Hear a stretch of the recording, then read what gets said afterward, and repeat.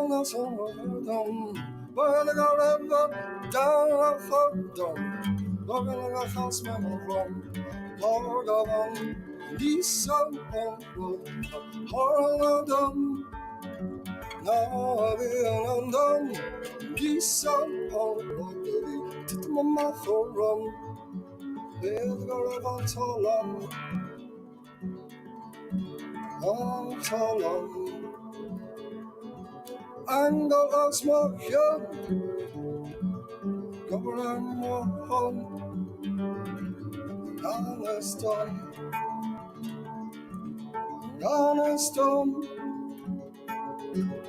Doniston.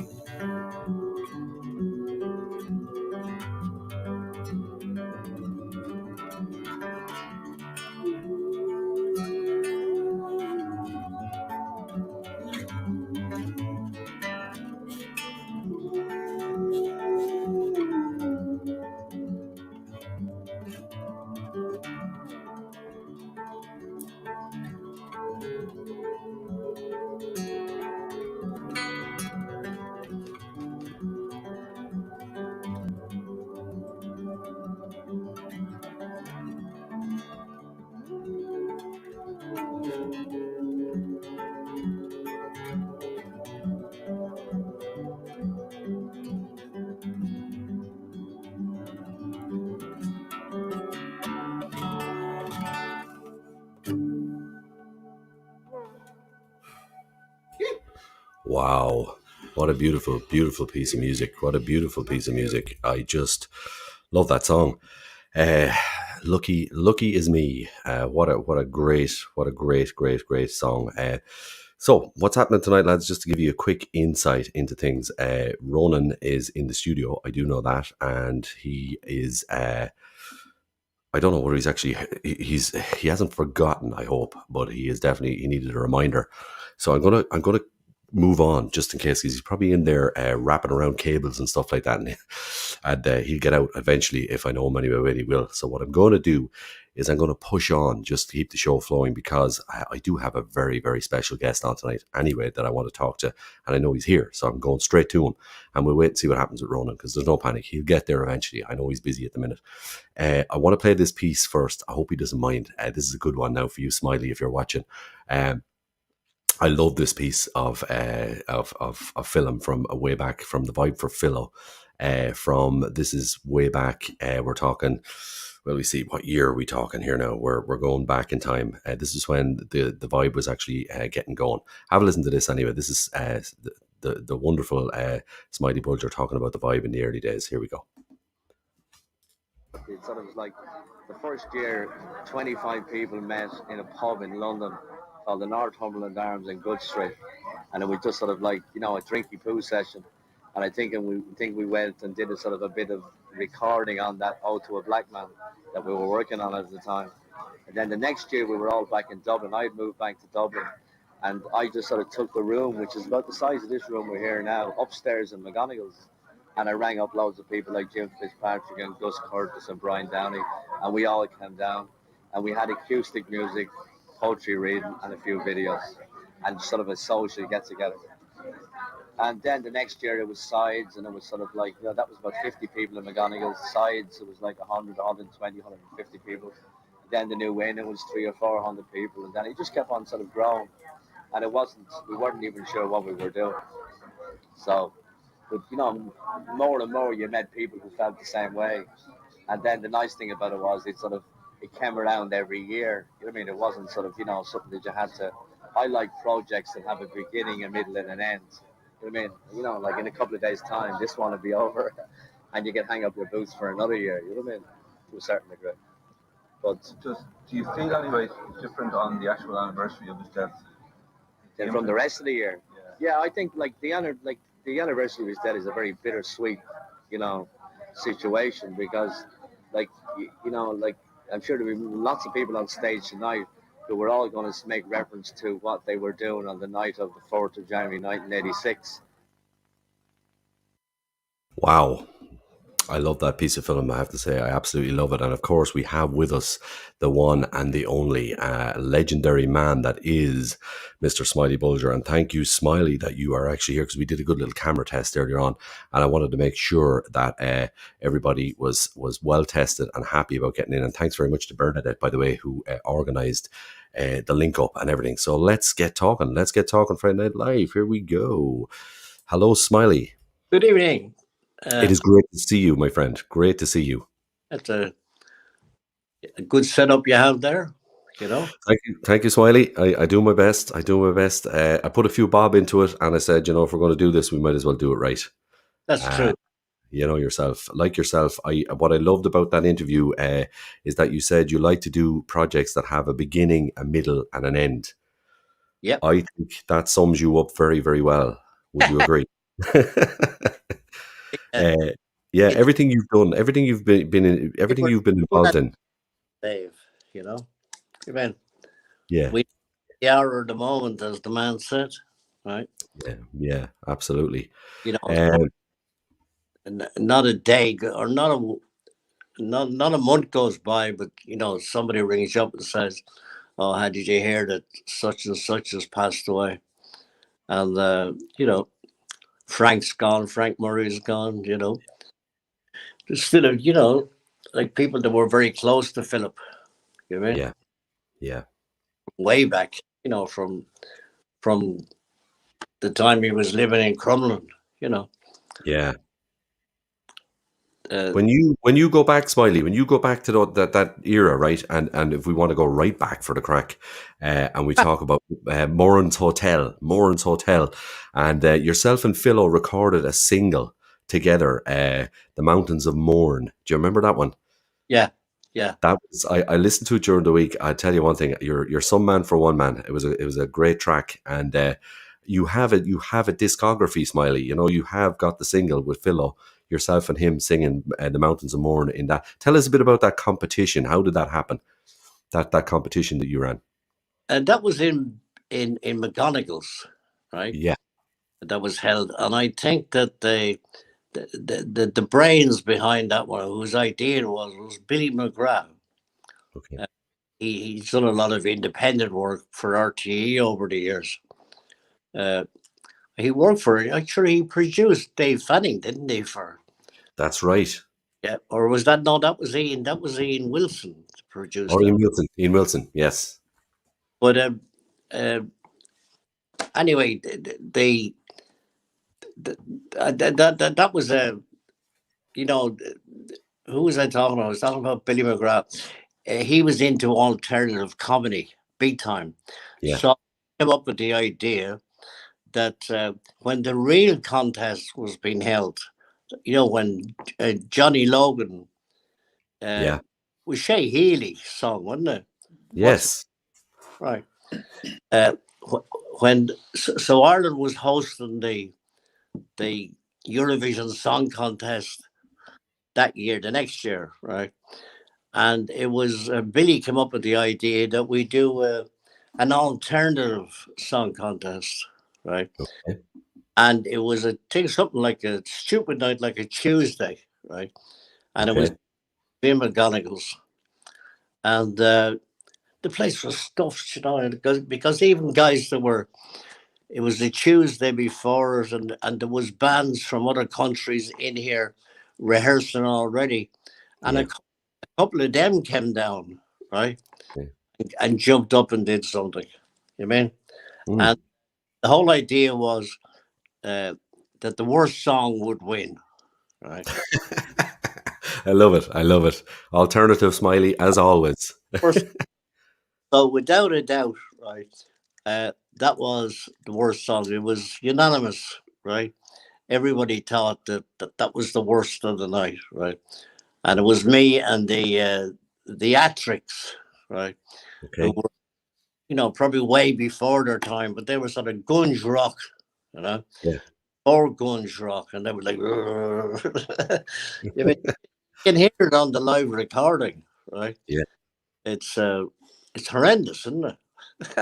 I like it. I liked it. I have to say, I liked it. I mean, look, you were Yeah, always ahead of your yeah. time. You were always ahead of your time in many, many ways. And when I think of that, I wanted to ask you about, I suppose, the obvious question, but something I've always wanted to know is, when was the first time that you clapped eyes on Philo? Did you know each other from a young age, or when did you bump into Philo first? Bum, bum, bum, bum, bum. Uh, where did I first lay eyes on him? I suppose hanging around town and up around what's it called? That little street, Synod Place, right? Yes.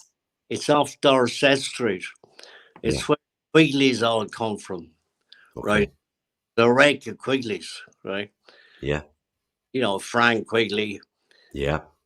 He does cabs who do the audio visuals for us at the Vibe every year. Yeah. There's, and Pat played. And thought it was about 9 or 10 or 11, good old Catholic family, right? Yeah. Real family. And oh, yeah, I was in hospital a lot when I was a kid Okay. with deformities. So I was in Temple Street Hospital, right? Yeah. And I was in the Mater.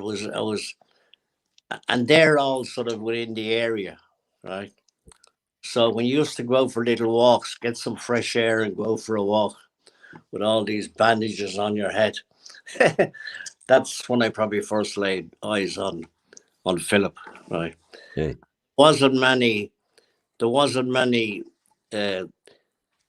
coloured people in Ireland then. You Yeah. mean multicultural. It was very much, Yeah. big Ireland, Yes. Yes. Absolutely. Yeah. So Yeah. that's when I first laid eyes on him, and he was probably, I think there was I think there's a year between us or something like that, right? Yeah. Yeah. Imagine, Mm. I think he spoke to me, when I was out for these little walks with the nurses or whatever, right? Yeah. Just to get some fresh air. Yeah. He sort of spoke to me and sort of, oh God, what happened to you, Yeah. He was very kind, Yeah. He was probably because he was a non-national himself. He probably felt it was a bit out or a bit odd as well, Yeah, yeah, absolutely. And from there on, let's say your chats with him and stuff like that. That's interesting. I never knew that, Smiley. That's really that's cool. I love that. From there to the musical side of things, did he kind of tell you about that he was into music and stuff like that, and he shared that, or how did it develop onto a musical? That developed later, right? Later, okay. It developed later for all of us, really. Mm. When I came out of hospital after 6 or 7 years, in and out, in and out, in and out, right? I couldn't even go back to school, because I had no education, you know what I mean? Yeah. I could hardly read or write, and to protect me with all this deformities on this side of the face, they which was all plastic surgery. Yeah. Put me in the scholarship class. Lovely. At least the scholarship guys wouldn't be, here comes, 1 year or whatever they're going to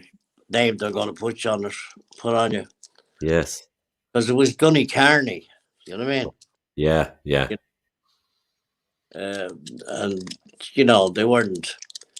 It was all that Dunny Carney was built up from when they. Well, there's two sides of it. There's the Malahide Road. There's the purchase houses over here, and there's the corporation houses down there. Okay. Behind the church, And you know, if you know the air now, that no, them houses, them corporation houses had a front and back garden, and they're probably worth as much as the ones up this end at the moment. Yeah, the way things are. Yeah, absolutely. Oh, right. Yeah, People are living in apartments these days. You know. yeah, absolutely, absolutely. So, And tell me this: when you and Philo kind of hooked up, say at a later stage, and how did you actually more so? What I'm interested in, how did you get into the music yourself? What triggered with you that you thought I need to be a part of this? I want to get involved in this. I wa- this is a gas one, really. Yeah. But uh, there was a place in Mount Street called it was 16 Lower Mount Street, right? Yeah. And it was called Mrs. Casey, and she used to rent out the room downstairs. It was the basement, right? She used to rent that out, and it was like for, you know, probably Tuesday night the IRA be meeting down there, and on Wednesday night, you know, there'd be something. There was something going on all the time, but it was. And Stevie and Danny Hughes, Stevie, my brother, and Danny Hughes, they Yeah. started doing a night there, right? And John McColgan, right? Okay. He had a night there, right? And I was working the cloakroom of all things, right? Okay. John used to be a DJ, right? Yeah. But he worked in RTE as a cameraman, right? So Okay. I was doing the cloakroom, or I got the franchise of the cloakroom, which was pretty profitable. Nice, lovely. Yeah, nothing like it. What? Nothing like it. That's the way to operate, Smiley. Yeah. And he took me out of the cloakroom, and I used to do his warm up, right? Okay. I didn't have to talk or anything like that. All I had to do was put on the records, right? Yeah. And the records I couldn't use because he was going to play them when he came on. You remember days, yeah? And so he was working in RTE as a cameraman. He'd finish at 8 o'clock or something, or 9 o'clock. This thing was going on from probably 7:30 to 11. You know, everybody get the bus home. Yeah. And he took me out of the cloakroom, and I used to warm up for him, whatever night he do. I think it was a Sunday night he was doing. Okay. And from there, and then he taught me how to use a microphone, right? Right. Yeah, because you know the way some people go. "Oh." Yeah, yeah. No technique, no mic technique at all. So he showed me how to use a mic, right? Okay. And he might have even given me a Shure 68 or something like that, a really good one, you know, Yeah. at the price, of course. Yes. And come here, you from then on, you got into kind of DJing and promoting and stuff like that. You kind of got into that role, didn't you? You kind of and like then I suppose tying in with Lizzie and stuff like that. How did that happen then when you got into the middle of the lads and in with them? Like how did that happen? Were they hanging out where you were DJing, or was it just a friendship that rekindled? Or No, I was DJing, and they would have been, and Philip would have remembered me. You know, he was in the Black Eagles, right? Yeah. And that was the first band that was on the market, right? And I think that they, from time to time, they used to have they even had live bands sometimes in that little basement in Mount Street. I'm sure the basement is still there, you know. Yeah. You know, I don't know, unless I haven't been down Mount Street for a long time, you know. Okay. I know my mother wasn't very happy about us operating in Mount Street because it had a reputation for being the ladies of the night street. Yeah. Not the best place in the world to be sending Smiley out to. No. You mean? So I suppose it was a progression from, you know, like my father was into music, and he was a bit of a teddy boy, right? And he had hair, you know, the braid cream and coming back, and he wore the wickle pickers and all. Yeah. He was into music and singing, and my mother's side of the family even more so. They were from the Tipperary. My father would have been from Kilkenny, my mother from Tipperary. What a combination when they were always in the All Ireland, right? Wow. Yes. Yes. But they were both into music, and my mother's side of the family, big time, you know. Okay. And there's not many of them left now. There's one auntie left, and she still teaches music, you know. Wow. Wow. That's amazing. Yeah, yeah. And they all sang and played, you know. Okay.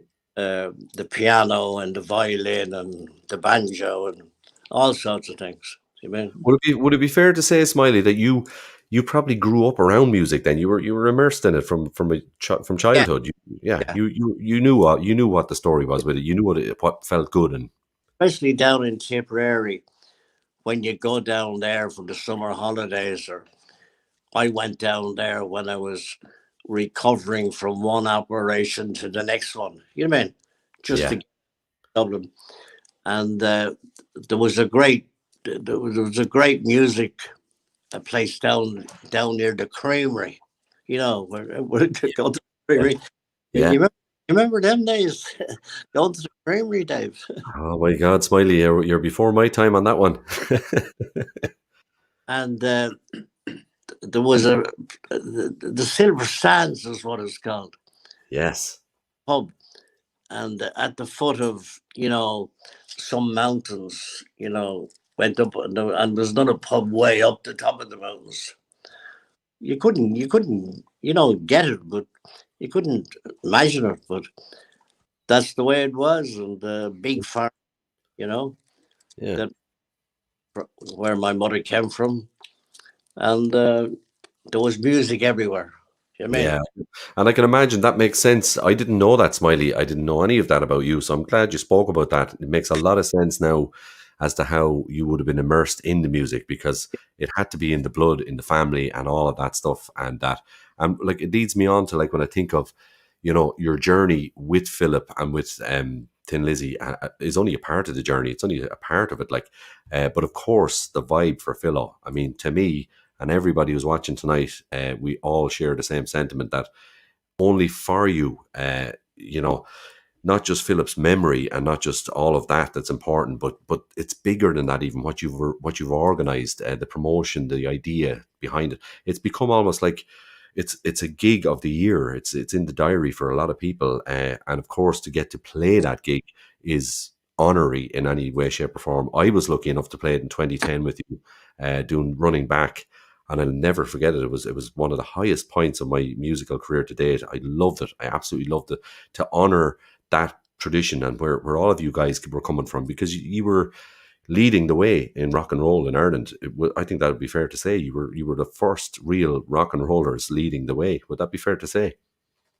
Yeah. Well, like, it was the vibe for Philo developed. Well, Philip had asked me at one stage, some event that I ran that he really liked, right? And he was always coming down, like in Moran's Hotel, he was always in, right? Yeah. And jump up, you know what I mean? Yeah. He'd come into the venue, he'd go backstage, sometimes he'd jump up with another bass guitar, or he'd borrow a guitar backstage from the support band or something, and he'd just go out and start jamming away, right? Lovely. And like, that was worth so much, Yeah. because he was big then, right? Yeah. It was gone past the Eric Bell stage, and it was the twin guitar thing, Yes. And they were building and building and building. And I used to always go and see them, because I had connections in London, Yeah. the Northumberland Arms, where I mentioned, where the Yeah. first was, right, in the intro there. That's all true. Ray Bermiston, like he's now a distinguished, he's my cousin, and he's a very distinguished, what do you call him, photographer, you know, Okay. Yeah. in London with all the, he's done everybody from, Celebrities and yeah. he used to do Lizzie, and, so it all, I mean, I don't Yeah. know, it all just happened, really. Yeah, I know, it's amazing. I remember, as I say, when I was a young fella now, Smiley, I'm talking, when you did it in Sides, the year you did it in Sides, I was very young. And Yeah. actually, I remember it very well traveling up to Dublin with my older sister at the time, who was a keyboard player, and she brought me up to this. I knew nothing much about Tin Lizzy at the time. And that night I went in, and Eric Bell played that night, if I remember correctly. And you were there, of course. And I was wondering, who's this guy? I want to know who you were in the hat. And you were talking and giving everything. And I found out much more about you as the years went on. And of course, then started playing the drums and then started playing the guitar. But such a huge influence, not just on me, but many, many, many young musicians coming up who weren't around for Tin Lizzy, and weren't around for the memories, but we love to hear it. I love to hear what you guys went through and also what you are carrying on. The vibe is getting bigger and bigger. Would that be fair to say? It's growing? To step back a little Yeah. bit, Okay. when Philip died, right, Yeah. Yeah. drugs were not very fashionable anymore, right? And Mhm. all that stuff about Philip, right? Like it was you couldn't go, especially the tabloids in England, right? Mhm. And then the Irish picked up on it, right? And nobody had a good word to say about Philip, Mhm. and it was just for me and certain other people, especially other musicians, right? Yeah. Like we all felt, well, screw that, right? Yeah. You could use the F word there, Yeah. like Yeah. he wasn't all, he wasn't, you could, there weren't any painting pictures in the tabloids of him, call, you know what I mean? Yeah. I never, I never went that far, because I had spent so much time in hospital, and I was like, getting out the injections left, right, and center, right? Yeah. I was never into needles, right? Mhm. But I know, like I shouldn't be telling you this, but anyway, one night that Philip always, there was one finger that was longer than the other, right? Okay. And that was for, And Yeah. I remember one night backstage somewhere, he said, "Have a try this." No, we're all doing a bit of coke probably earlier on. It was, but it wasn't. Yeah. It was right. No, it was in Glencore. It was in his house, Bakerfarn, and I was as sick as a dog. Okay. Oh, I think I walked all the way home from Sutton to Donecarney, being sick all the way. By the time I got home, there was probably nothing left in my stomach. Mm. Sick, sick, sick, sick, sick, and I didn't know that that's what it was. Mm. Yeah. But I know. it saved me. It saved me. Right. Yeah. That, Yeah. like that one line, right? Probably a generous one, like Yeah. the nose, right? Not knowing, right? But he did say, try some of this, right? Yeah. I never did it again, Good. Good. Yeah, it was, I suppose at the time it was the downfall, unfortunately, of many a great musician of the era, because I suppose we just didn't. A lot of people didn't know the dangers of it. It was just fashionable at the time, and thank God now. I suppose And if Philip was still around, like the drugs changed from, smoking a cigarette to having a joint, right? And then coke became fashionable, when people, and then the punks came along, and it was speed. Do you remember yeah, that one? yeah. I do, Smiley. No, you're coming up to my my era now. So you had coke and you had speed, right? And then the heroin came in, right? Yeah, And my body just couldn't handle it. I'm 55 kilos, yeah, and I think I've always been about that. You mean 55 kilos, yeah. 8 stone, right? It's not much for a man, Yeah, But yeah. Well, you're better off to steer clear of it, I think, by big time, Smiley, because we want you around for a while. And oh, actually, I saw we do. Jesus, we want you around for a long time because I know, uh, God bless her, we lost Philomena there a couple of years back too, and sorely missed. She's sorely missed as a character around town in Dublin and that as well. But I heard you went to a fortune teller and you got a bit of a story off her. Is that true? uh, tough, very tough. No, I didn't go to a fortune teller, right? But Okay. I think it was on one, like Robbo was on it, right? Uh, when we on a couple of, not every time, not every year, right? But over the years we have done, say, the tent, and then after we had done on the tent, for example, we did the other venues first, and then Okay. we did, right. We're warming up for the point, right? Because the way some of these people that have come to be guests, they haven't been playing that music, so they have to rehearse with the musicians that Yes. over here, right? The house band, you might say. Yeah. And we were on tour, and we used to stop. We stopped from. I can't remember which. It was probably the 15th, right? Vibe, and we did a tour of Ireland, or the 20th, uh, and we toured Ireland. Dublin, Cork, Limerick, Belfast, right? And you know, uh, like sort of third, fourth, fifth, sixth, or something like that. Couple Yeah. of nights before the Vibe, couple of nights after the Vibe. The fourth always being in Dublin, right? Yes. And we used to stop to eat in the afternoon, right? So the food would be digested before showtime Yeah. at 8, right?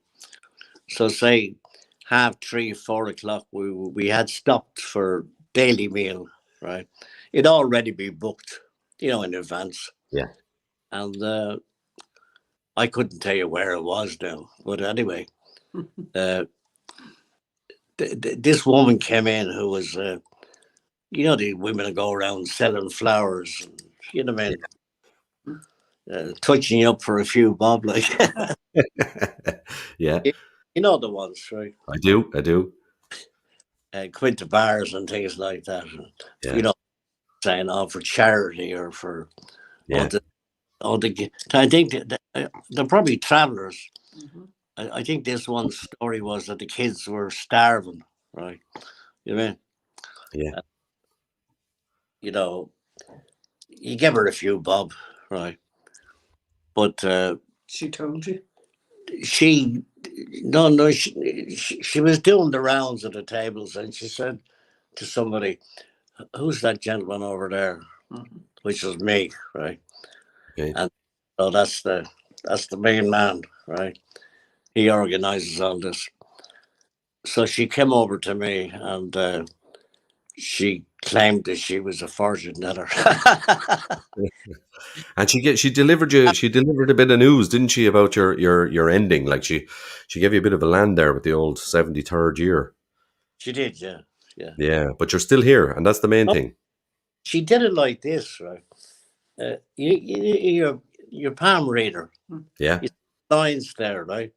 So she took my palm. She told me that she was a palm reader, and she took my lines and she went da da da da da da da, and she mentioned a couple of couple of issues along the way, which she was right about, and then 73, right? Right. So this She was, could be she was last. wrong. Ah, no, it won't be. It won't be, Smiley. It won't be your last year. Absolutely not. But listen, I'm going to keep booting on. I'm going to have to boot on because I'm going to keep going Might, through the guests. might be worth a few bob someday. Oh, listen. But let me just say, I want to finish up by just saying that I can't thank you enough for taking time out to join Friday Night Live. You Is are. the time gone? The time is gone. The time is running out. Unfortunately, I'd listen. You and me could do an absolute 3-hour interview, and I'd stay talking because there's so much to talk about. And maybe you'll come back and join us. I would love if you come back and join us again. Let's see what the public reaction is to this one. It is unbelievable so far. I can tell you that. Everybody loves you, Smiley. You know that, and not just the Tin Lizzy family, but everybody out there. And I'd like to say special thanks to Bernadette. Thank you so very much. Thanks. I want you to kick back and enjoy that glass of wine, Smiley. And listen, stay tuned in. There's some great guests coming up, and enjoy the music. Thank you very God much. bless. Cheers. Thanks, guys. Take care. Thanks, Smiley. Thanks, Bernadette. Bye. Wow, that's I could talk forever to Smiley. I could absolutely talk to forever to him. He's just one of those characters that is endless, timeless, and I don't believe that fortune palm reader, fortune teller girl at all. Not for a minute. And I think he's going to be with us for a long, long time. And thank you so much to Bernadette for organising the phone line and everything like that, because I know it's tricky enough sometimes getting in and out of the stream. But in fairness to Smiley, he doesn't need technology to entertain. He just sits back and does his thing, and that's the main thing. And he's always interesting to watch. So I'm gonna move on and see. I'm not sure. I was looking for Ronan earlier on, Ronan Snuddick, and I'm just checking to see if he is there. He's messaging me here, and I really want to talk to Ronan. We played that lovely song at the start of the show. Some weeks, guys, the show runs totally smoothly on time, and other weeks we run behind a little bit. So apologies about that. We're a little bit behind, but look, I'm here for a while. There's no rush. There's no panic. So I'm going to check just briefly if we have Ronan and just see what's going on. I think we're going to move on. Actually, I think we're going to move on. I know he's here. He is actually here backstage, which is good, and we'll sort it out between us. I'm going to move on quickly just to make up a little bit of time and introduce you to a new friend of mine, actually, called Jim McHugh, who's up in Monaghan. And this is his single called Dave, and I love it. And of course, it's dedicated to me, I hope.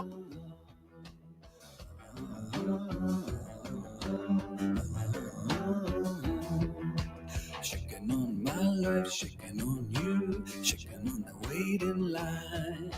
Wasted on my face, wasted look at you, wasted every night in the house of a dying man. Just a rush to a trip to a promised land.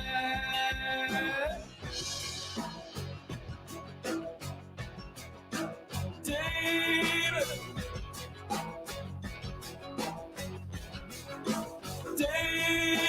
this is on my face, it's in front of you. It's just a waiting game. Shackles on my hand, shackles on you. Shackles are what we were when you know that you're going down with the boys for a chat way downtown.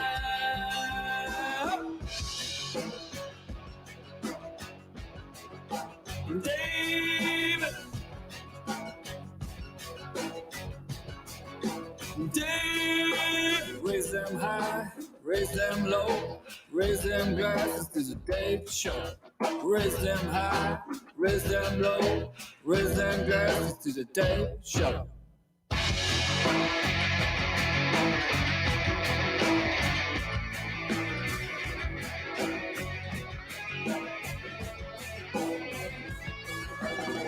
Posted on the pavement, posted by the pool, posted by where I lay. Should've done a runner, should've done a number, should've done a hide and pray that the world would let you be in the house that sees no light of day.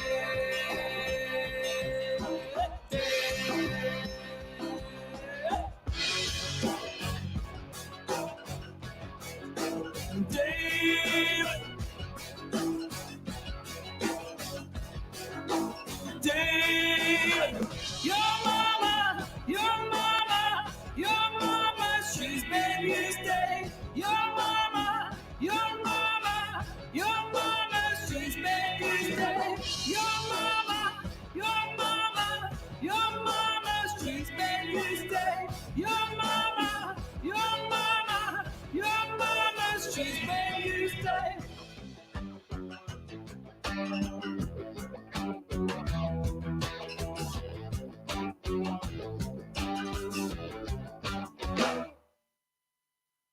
Wow, what a tune! What a tune! I love it. I absolutely love that song. And I sometimes think, you know what?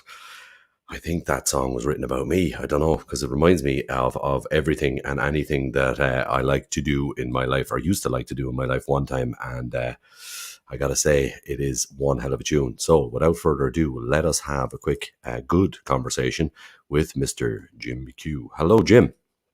How you doing, Dave? How are you? Good. I love that song. I really, really, really like that song. I'm gonna go out on a limb, Jim, and I'm gonna say to you, I want to use that as my theme tune, if that's okay. Absolutely. I Absolutely. No would, problem. with your permission, of course, because it is like the Dave show. I love that. I love Yeah, yeah. It's probably the only reason I'm here, is it? I tell you, that's one of the main reasons. I can tell you that, because the couple of those lyrics caught my ear very, very quickly, and I was like, wow. But Very no, of good. course, it's not the only Very reason good. you're here. The reason you're here is because you're damn good at what you do, and the music is brilliant. I'm loving it. I've been watching a lot of stuff online. You've been busy. You've been busy releasing in the past year, haven't you? Yeah, I was lucky enough during the lockdown to get into the studio when the sort of restrictions kind of eased, and we were just primed, ready to go at that time, and we got our recordings done. I think we did two or 3 days back last August, and then October, November time, we got another few days in the studio, Lovely. and that kind of set us up. We got it all complete by December, mastered the whole lot, and then we were able then to release a few singles. I think Yeah. it was maybe March, and there 2 months ago as well, and then just leading up to today, where we released the album. So Yes, and it's a big, big day today, isn't it? yeah, it's always Must a have big been one. an exciting build-up always to release an album. And tell me this: how did you manage to get into a studio in a lockdown? How did you manage that? Because a lot of us would like to know. No, you don't have to reveal all the secrets now, but how did you do it? Because I know I'd No, love to. it was when the restrictions had slightly eased, and Ah, it was all yeah, above board, and the yeah. studios opened their doors for that Remember number of that, yeah, weeks, and we were just very lucky that we were lined up and ready to go and had it yeah, booked, and because we didn't actually know another month down the line the whole thing would have been closed. yeah. So Absolutely, I remember. Yeah, I remember that when we had a little window of opportunity to get in, which is a good thing probably, because you probably got in there and recorded stuff really quickly. There was no messing around. Like you Oh, there had was to no, get it done. absolutely no. I suppose this time around we rehearsed an awful lot, and worked on the songs as a band. So we had our homework done. I had the guide tracks, everything done at home. So Yeah, when we were in, it was just work, like for our 10-hour, 12-hour day. wow, But it wasn't like a stressful at all. It was actually really enjoyable. It was yeah, really, really yeah, good fun. Really, and obviously you go in with an idea in your head, thinking how it's going to turn out, and then it can turn out completely different.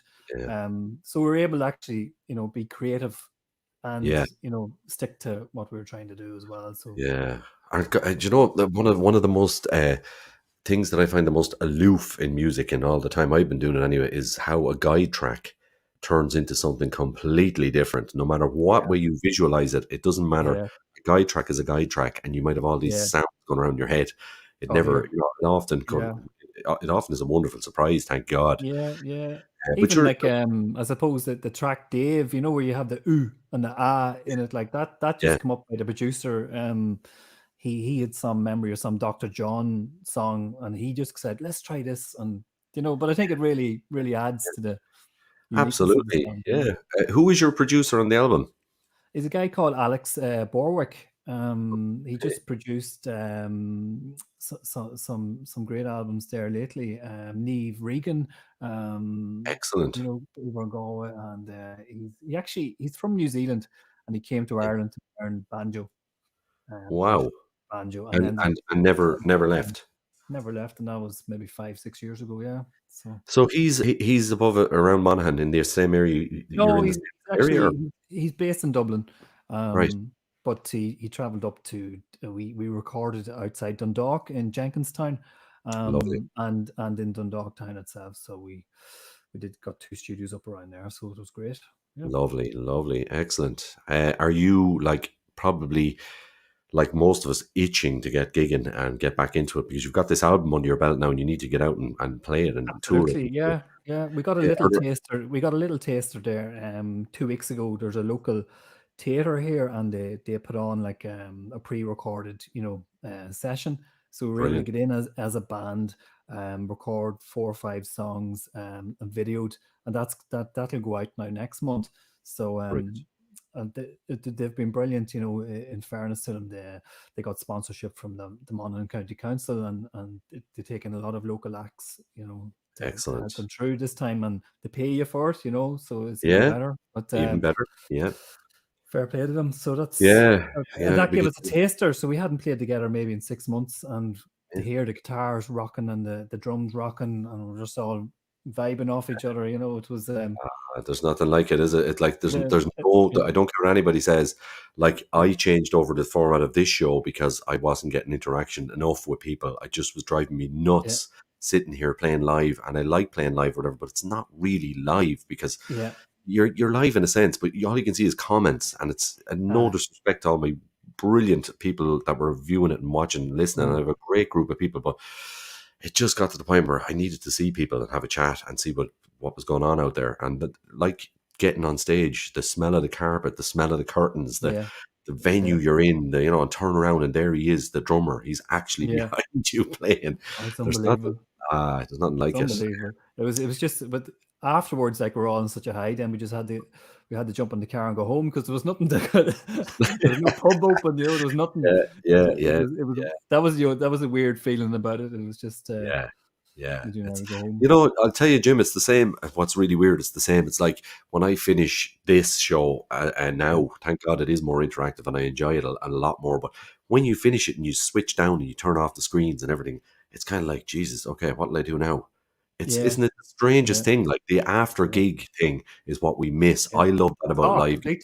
Completely. It's and having the few pints. having a few pints with your mates and discussing the crack, and it's everyone's on a great buzz. So absolutely. they're here. And come here, tell me that the guys in the band, are you all mates? Are you all childhood friends or just mates for the drummer and myself would be very close. I was his groomsman at his wedding, and we played in the band since we were about 15, a few different variations. And then the bass player would know him very well. He would have played in another band in the local area, and then Paul Sherry on guitar, who we brought in, we'd know him over the years. So we're all it's a bit incestuous, we're all very close, and that's good. very well, I like that though. I mean, that's what makes a band a band. That's really, to me, is a proper band. I mean, I was in bands in my teenage years, and we stayed gigging, a lot of us together, into adulthood, and there's something cool about it looking back.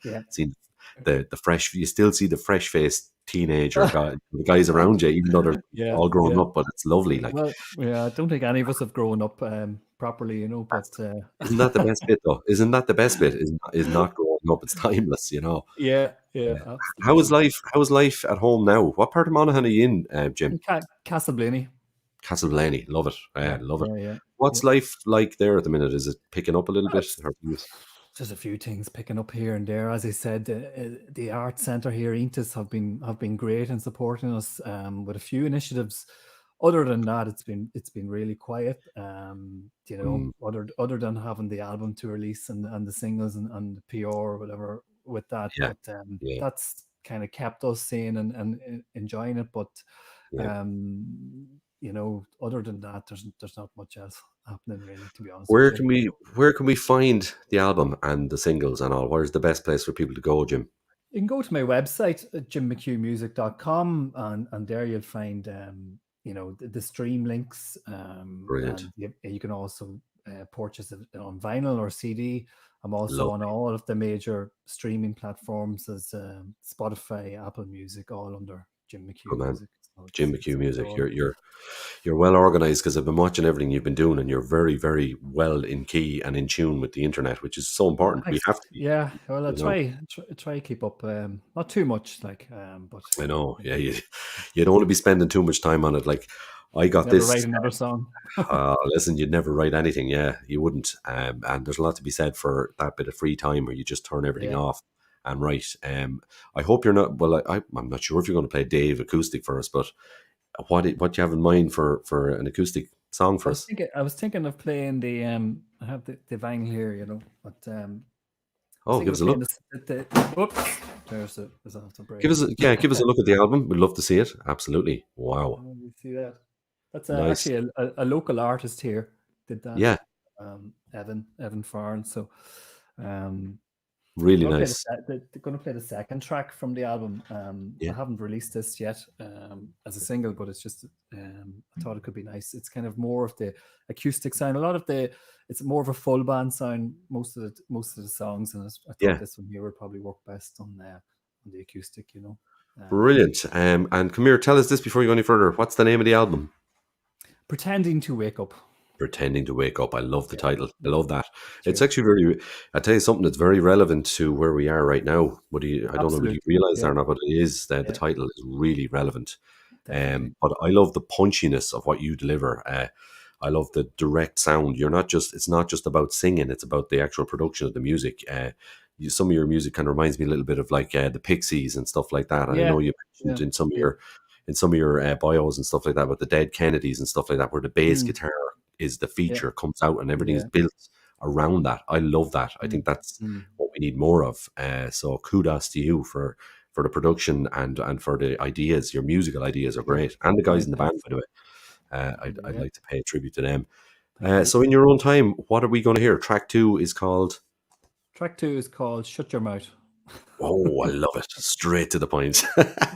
Yeah. Without further ado, ladies and gentlemen, Mr. Jim McHugh in Castleblaney in Monaghan. This is called Shut Your Mouth. Take it away, Jim. Thank you.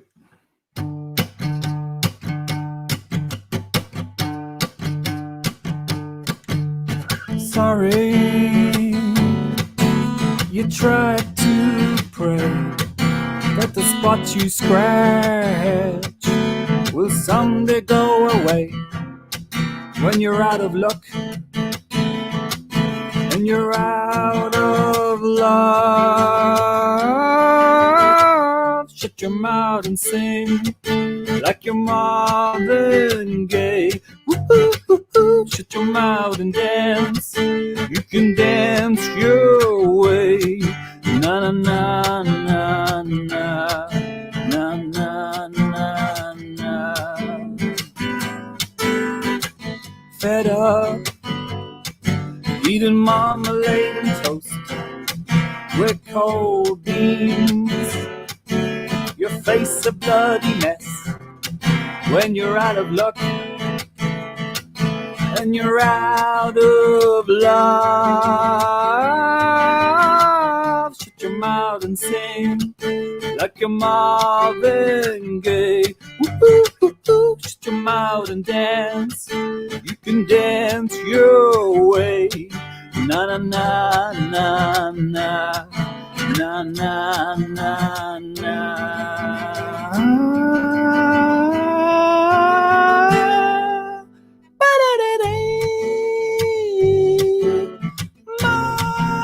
Mama,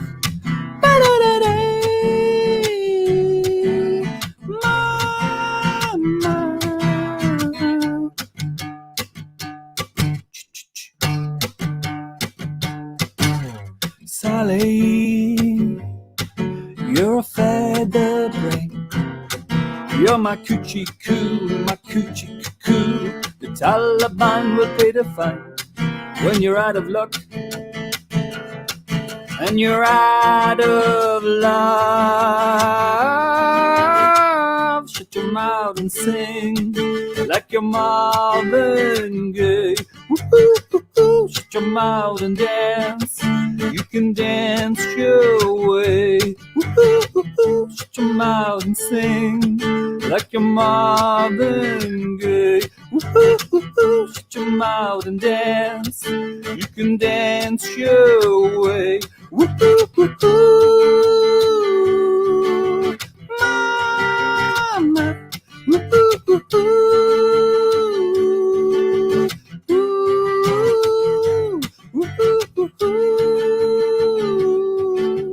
Mama.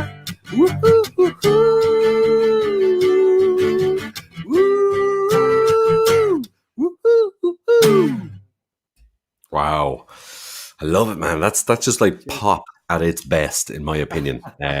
Any song that stands up on its own on an acoustic guitar, as a lot of people say in the music biz, is a song, is a single. I hope that is going to be a single, is it?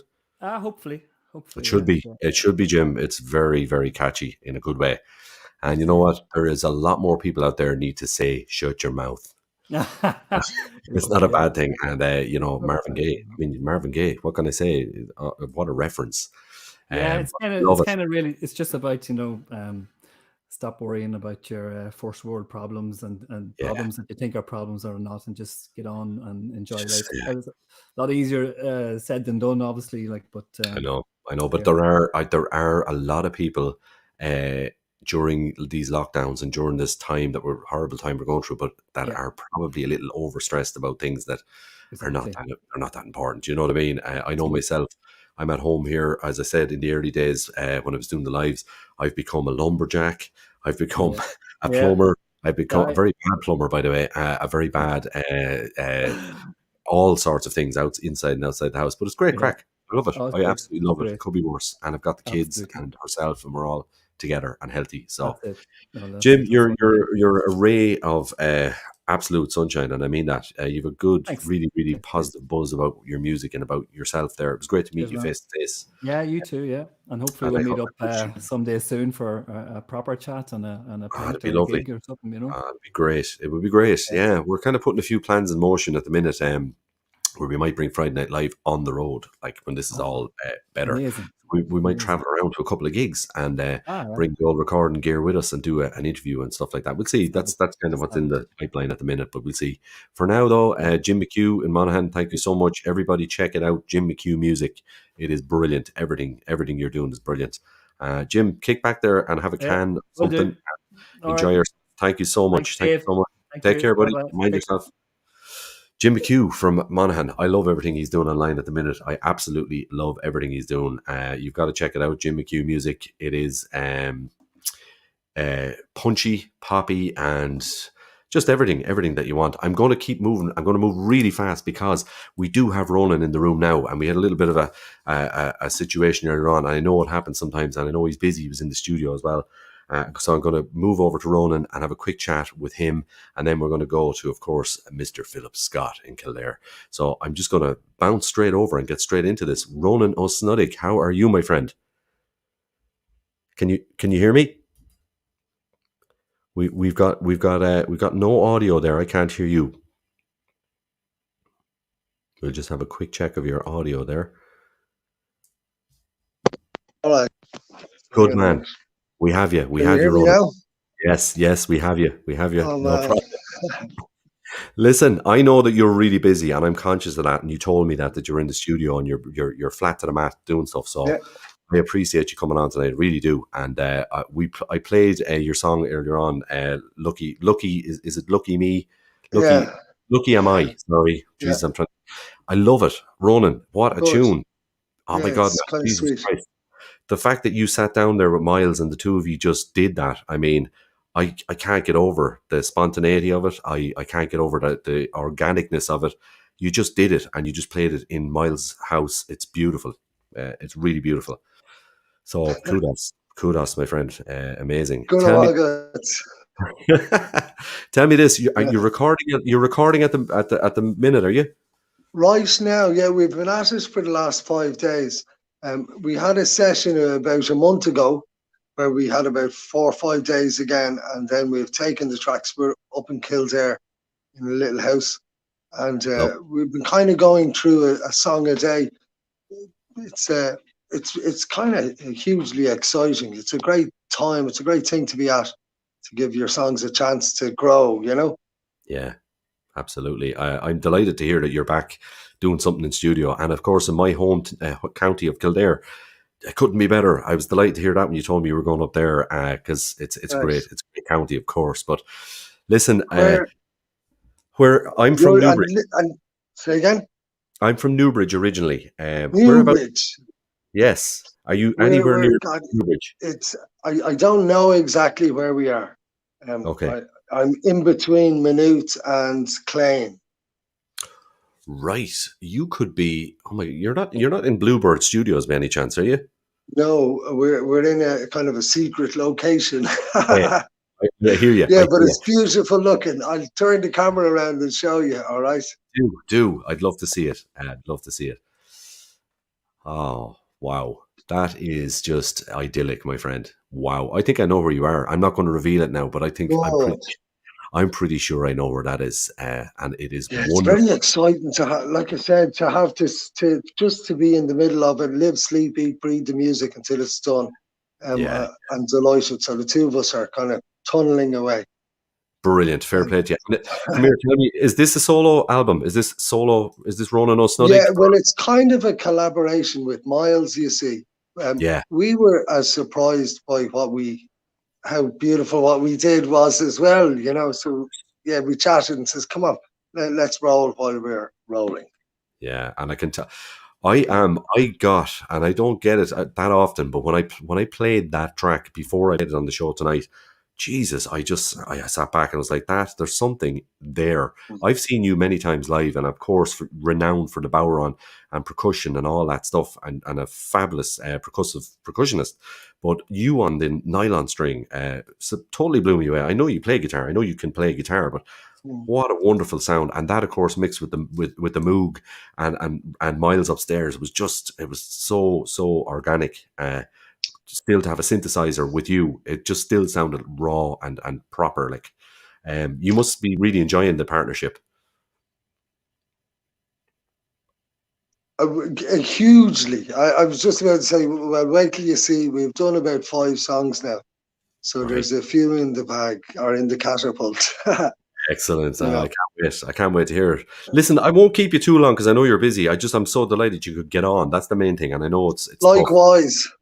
I wish you all the best, and Keela as well, the family, and all that stuff as well, like that. Would love everything that you're doing. And listen, I gotta ask you, stay true, stay real, stay what you are, because that's what we love about you, man. Just stay going.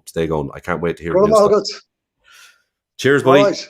Mind yourself. Take care. Bye, Ronan. Thank you very much. Wow. So we got Ronan, and that's the main thing. And I knew he was really busy tonight. And often, sometimes during Friday Night Live, it happened only once ever in the 9 weeks that I've been doing this, where a guest didn't make it at all. And it was a special guest too, which really kind of, it's an awkward one, especially when you're trying to do this. And I was like, just no, I know Ronan will be here because he would be here. And of course he made it, and I knew he would. So moving on anyway, we're kind of back on time and going. I hope you're enjoying the show, by the way, guys. Thank you all for your lovely comments and stuff like that and watching along. I'm going to move on. I was talking to this man during the sound checks, and we were discussing I was telling him about the song that I was leading in to play for himself. And then we got chatting about another song, which I didn't realize was happening online at the minute. And it's called Tumbleweed by Philip Scott. So we're going to have a listen to this. This is beautiful. Beautiful.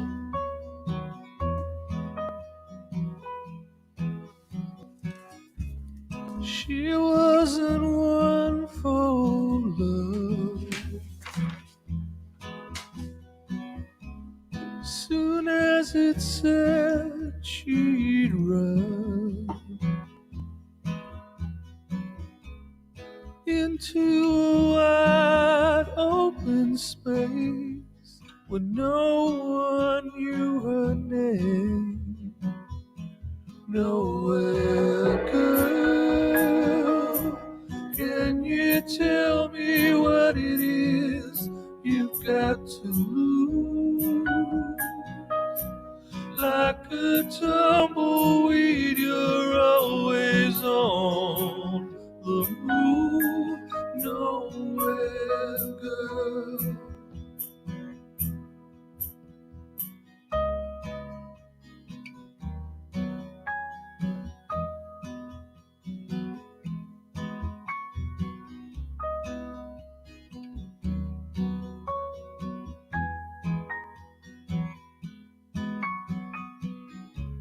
So for a time this went on. Every time that word would come, she'd run to a wide open space where no one knew her name. Nowhere, girl, can you tell me what it is you've got to lose? Like a tumbleweed, you're always on the move. Nowhere, girl.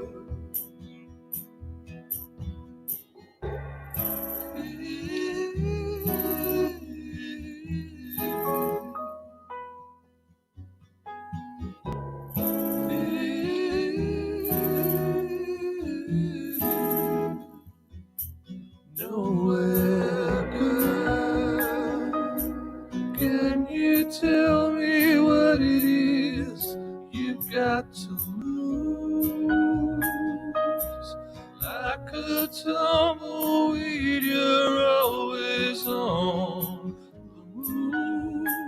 Nowhere, girl. Nowhere, girl. Are you so afraid that love might find a way? Make you feel so happy you fall in love and stay. Nowhere, girl. She wasn't one for love. Wow, I'm glad that I found that online. I have to say, Mr. Philip Scott, I am so glad that you said to me during our sound check, how about having a quick check Tumbleweed out? And I thought, wow, am I happy I found that. So without further ado, Philip, There you go. tell me, what do I call you? Do I call you Philip or Phil these days? Because I always called you Philip. Call me Philip, that's fine, yeah. That's fine. great, man. That's great. 'Cause I'm kind of looking at your promotional stuff lately, and it's under Phil lately. And I'm going, wow, I always remember Phil as Philip, and I want to be sure to get that out Yeah, there. it's fine, whatever. It's it's no big deal. Listen. You know me, and I know you. We go back a good while. That's right, yeah, long time. In Kildare.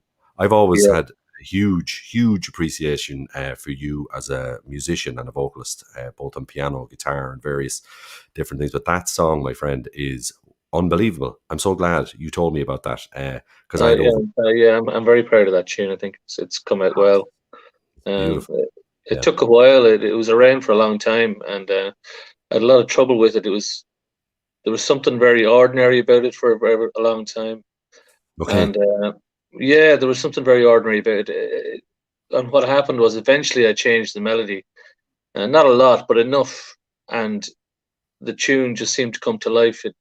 And it didn't change the lyrics or anything like that, but because I just adjusted the melody, the whole thing came to life. And then when I went to record it, it was really easy to record it. Before that, it was very difficult. So as around the way.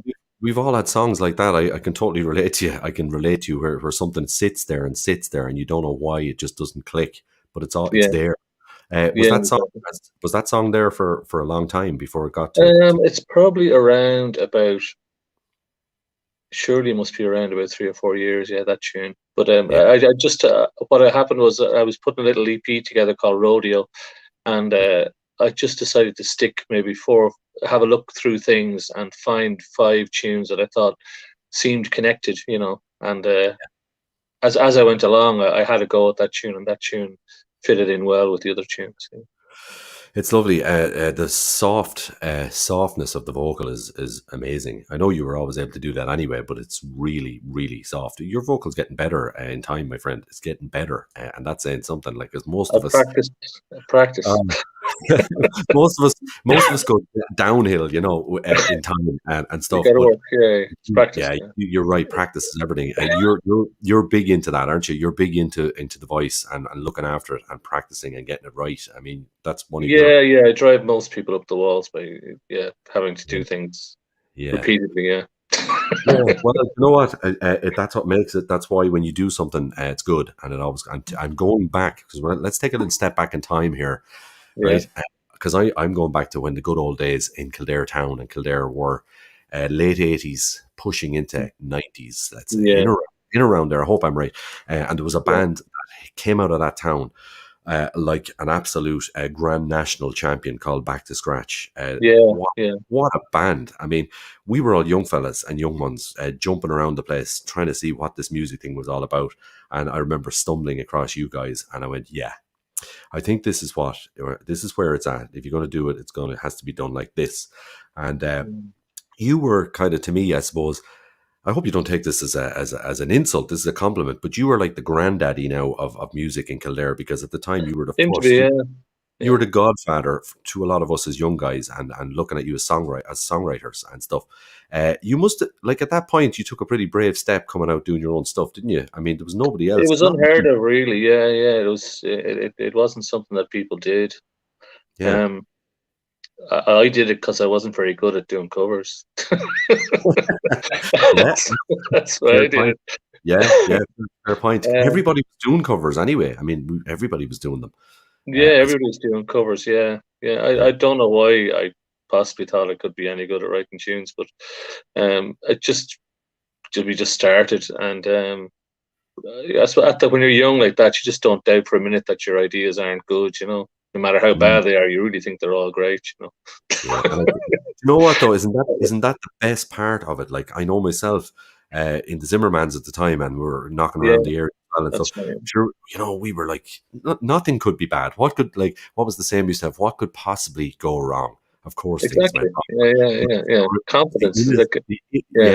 The innocence of it. And, unfounded confidence. Yeah, but you need to hold on to that. Like, even at my, this ripe old age, I think confidence is something that and optimism and belief in what you do.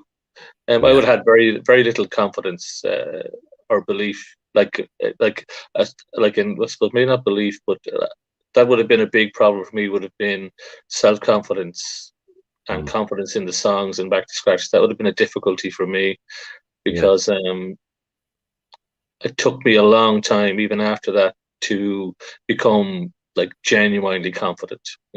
Okay. So that would have been a big problem, and so I didn't know that, Scotty. I didn't know that. That's good to know. That's good to know, because I would have always just seen your performance persona. I would have never, your personal stuff. No, I wouldn't have had any great confidence, and so I would have leaned on a lot of people for advice, and leaned on everyone around me for kind of reassurance in terms of what I was doing. So that would have led to a lot of kind of bad decisions, just ill-advised decisions, due to the fact that you didn't have enough belief in what you were doing yourself, that you reached out to everyone around you, rather than having this kind of, having a kind of solid base to work from, So.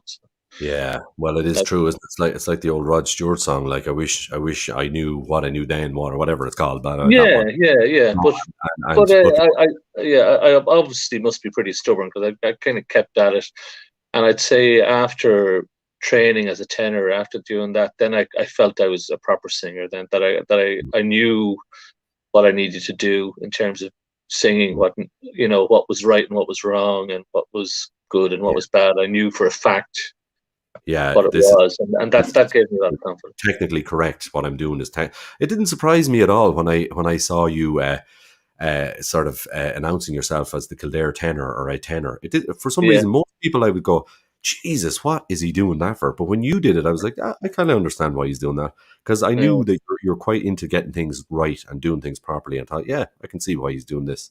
And Yeah, it was also a way of working alone. Like I was more or less alone. Like I had a few accompanists who stayed with me through it, but more or less I was a one-man band, really. So it Yeah. was me and the sheet music and whoever I employed to play behind me, and that was it. And that was the big attraction for me with it, outside the learning, which was great to be learning all the time. But the attraction of being in control of the thing and being the main kind of instrument within the performance. yes, You know, and clear cut, just clear cut. yeah, it was very simple. Yeah. Yeah. The problem with it was, by the end, that the more successful it got, the narrower the repertoire got. So because they just want to hear you sing Danny Boy, Yeah, I know. And the so there's yeah. money to be had. There's money to be had, but I couldn't kind of just limit myself to that. I felt I'd learned a lot from it, and I'd kind of done enough with it, and I just kind of parked it then and just moved back to songwriting, because I knew I could bring a lot of those tools that I'd learned back to the songwriting. Yeah, and then of course, well, the old ghost call again, don't they? And it's like, look, this is who you are. This is what you do. It's time to That's go. exactly what happened. Yeah, it became. I just couldn't resist it. Yeah, that's what. Yeah, and you did some really, really nice stuff there with Danco, with the band that you set up. Yeah, that was great. Yeah, it was great stuff. But yeah. Are there any more plans for Danco, or have you kind of has that had its shelf space now, or? No, I'd like for it to do more, but it's just because of the only reason I did the stuff on my own is because I'm just here on my own. So I was here on my own, and I have a little studio, and so like I just worked away on my own, and they were finished. So I said I might as well just put them out there and see if people like them. But I'd love to get back to the Danco thing, but we're talking about it again now. Yeah. But even thinking about it, I don't know how many gigs are out there really for a band. Yes, in a loud band in a space. I don't know how much work there is.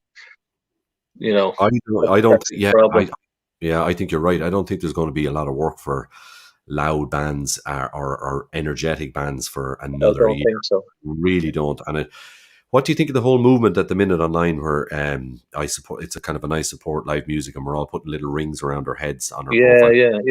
Yeah. What do you think? Do you think it's good? I think, of course, of course it's good.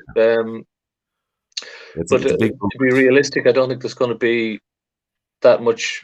There's going to be that much work for rock and roll bands for a while. So I think like acoustic work, like maybe I'm thinking that maybe you'll be able to go into a church. Yeah. With maybe 3 or 4 people playing acoustically to 50 people, 80 people. Yeah. We're going to have to think out. Hopefully charge more. Yeah, think outside the box. Charge more, yeah. So it'll have to be more expensive for people to come in the door, but you'll have to. So I think we'll have to think like that. Yeah.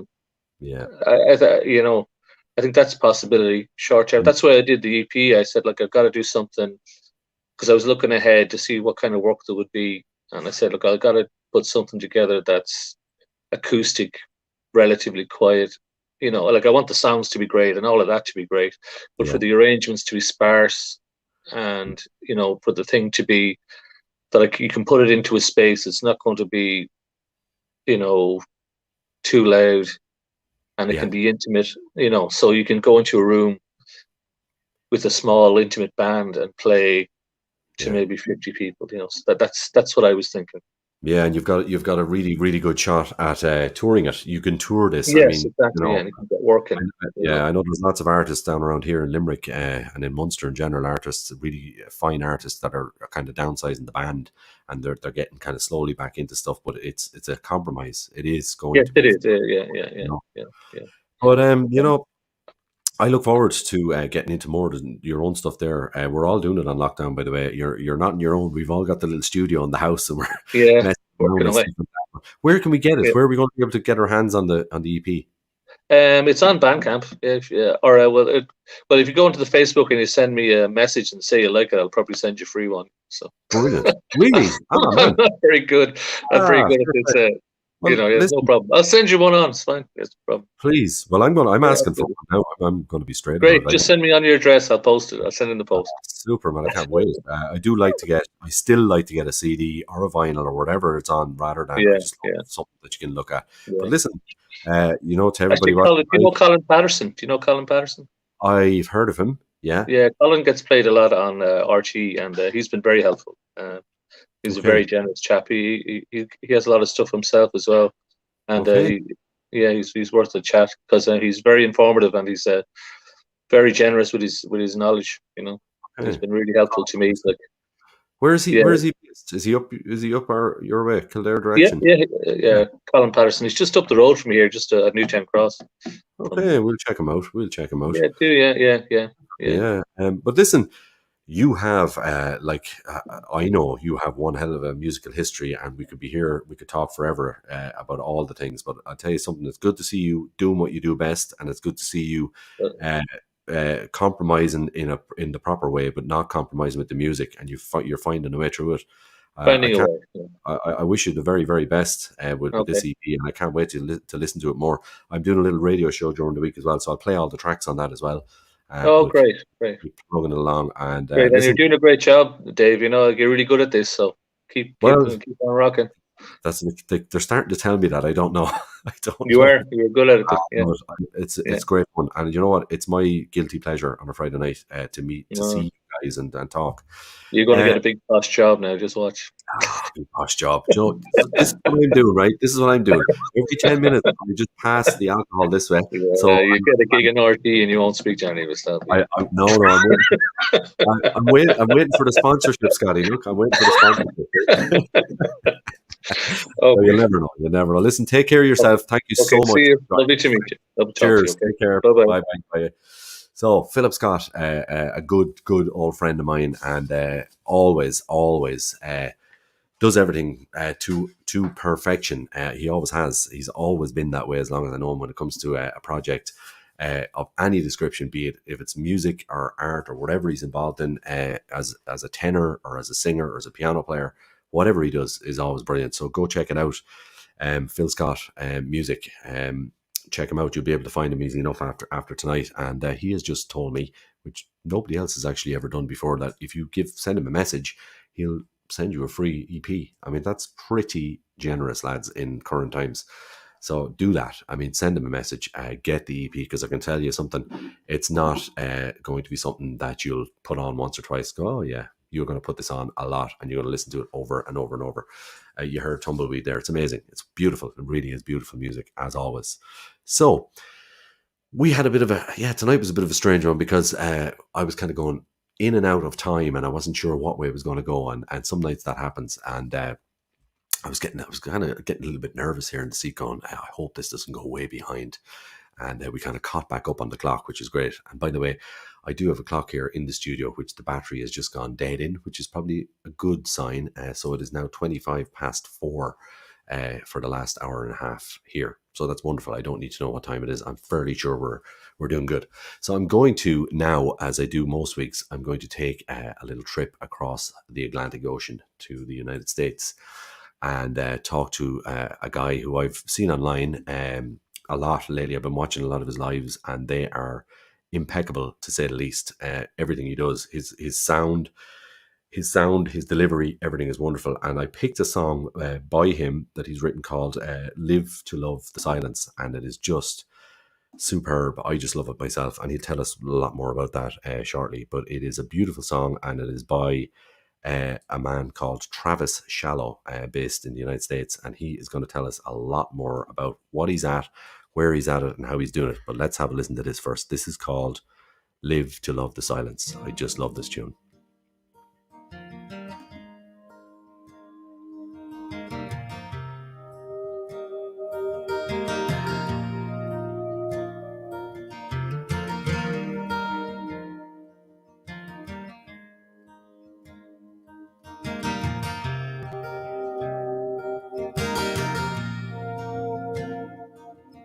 White knuckles on the wheel, no chords around here. Driving and coming down after the show. Well, I sit there in silence, aching from the mileage, drifting on the window radio. I never thought it'd come to this, running on fumes and clenched fists. I never thought I'd live to love the silence.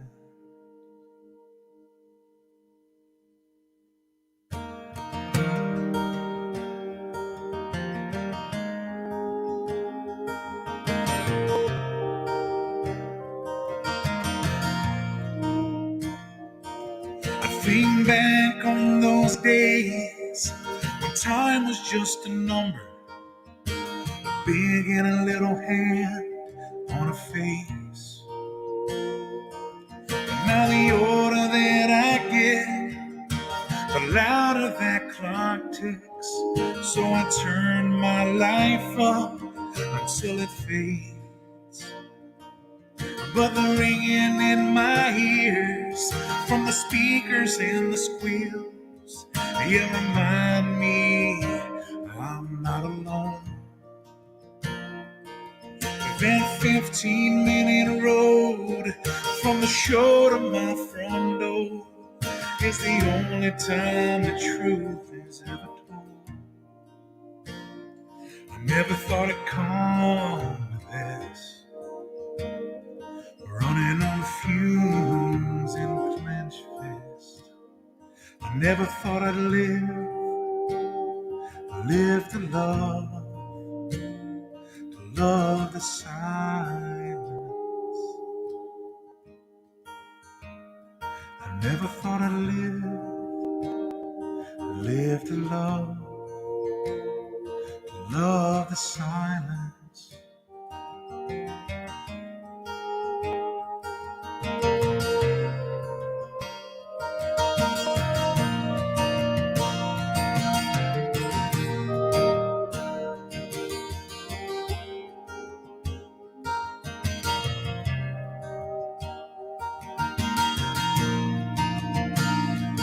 Never thought I'd live to love.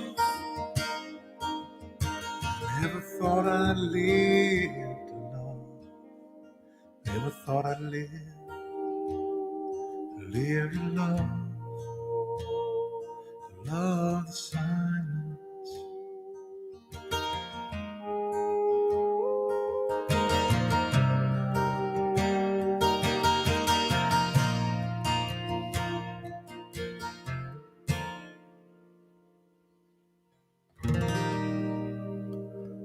Wow. What a beautiful tune. What an absolute beautiful tune.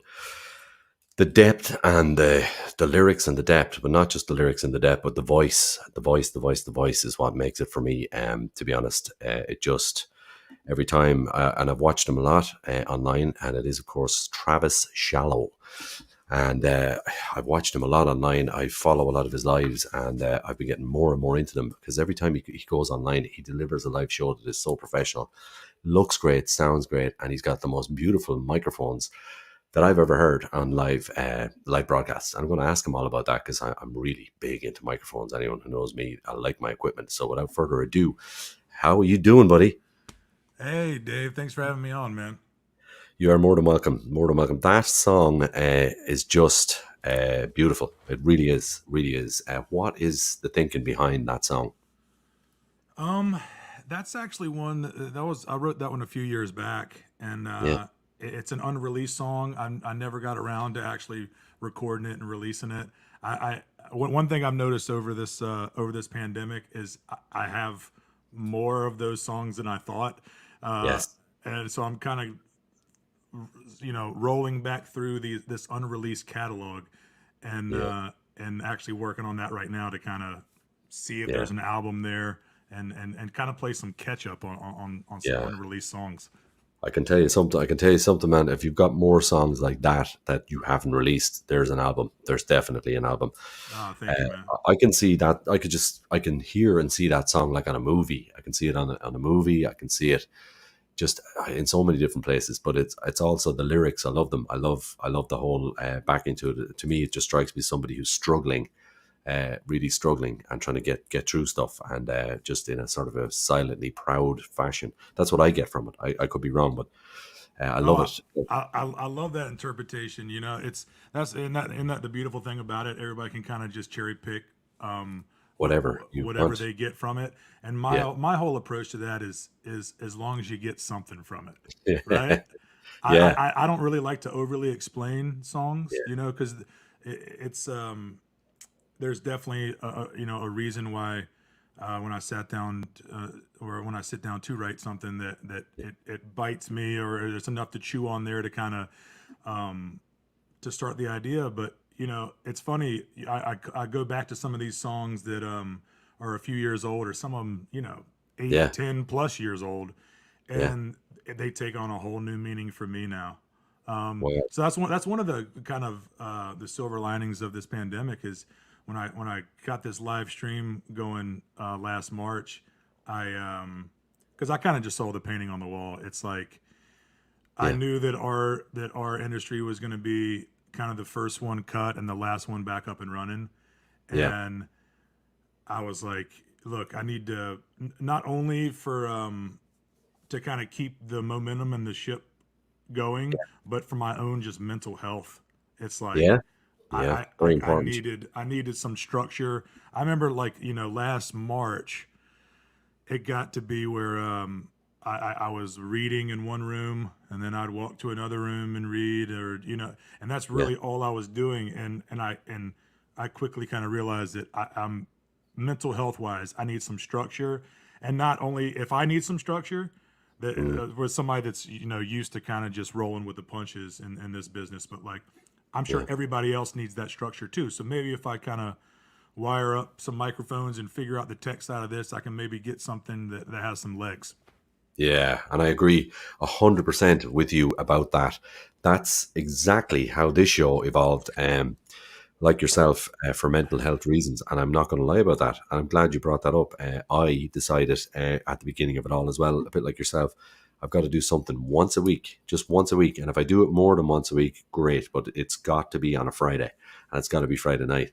And this is where we're at now. I mean, who would have thought over a year later? But I know that you're busy doing. You started probably out the same. Did you kind of just doing one a week, and then it developed? Do you find you're doing a lot more now than you were last year? Basically, I right away I kind of stuck to a schedule. I said, okay, Wednesdays and Saturdays. So I've been doing 2 a week, and every Wednesday and Saturday at 6 p.m. Eastern time, like Okay. clockwork, for about 119 or 120 episodes. And I Wow. just, now that live shows are starting to come back and I'm starting to book for summer and fall, I've dialed it back. I've had to let go Saturdays, and I've dialed it Mm. back to Wednesdays. But look, I got to a place where I started really enjoying doing the live stream. You know, there was a learning curve, not only on the tech side, but just of the comfortability of just, you know, Yeah. there's nobody in front of you. You're singing to a camera. Yeah. It's not Yeah. meant to be that kind of platform, but like anything, humans adapt. Yeah. You can get used to almost any situation. True. True. And I started to kind of build a community around it, and the same people were tuning in for each episode, and a lot of new people, which was Yeah. another big silver lining of this whole thing, where we started to I guess kind of amplify the positive sides of the internet, which Yes. We did. is the We reach. did. Is the Yeah. reach. You know, you Yeah. can so we kind of siphoned a lot of new listeners over to our little slice of the internet, Mm. and I think we're keeping them. Well, you know, that's it, isn't it?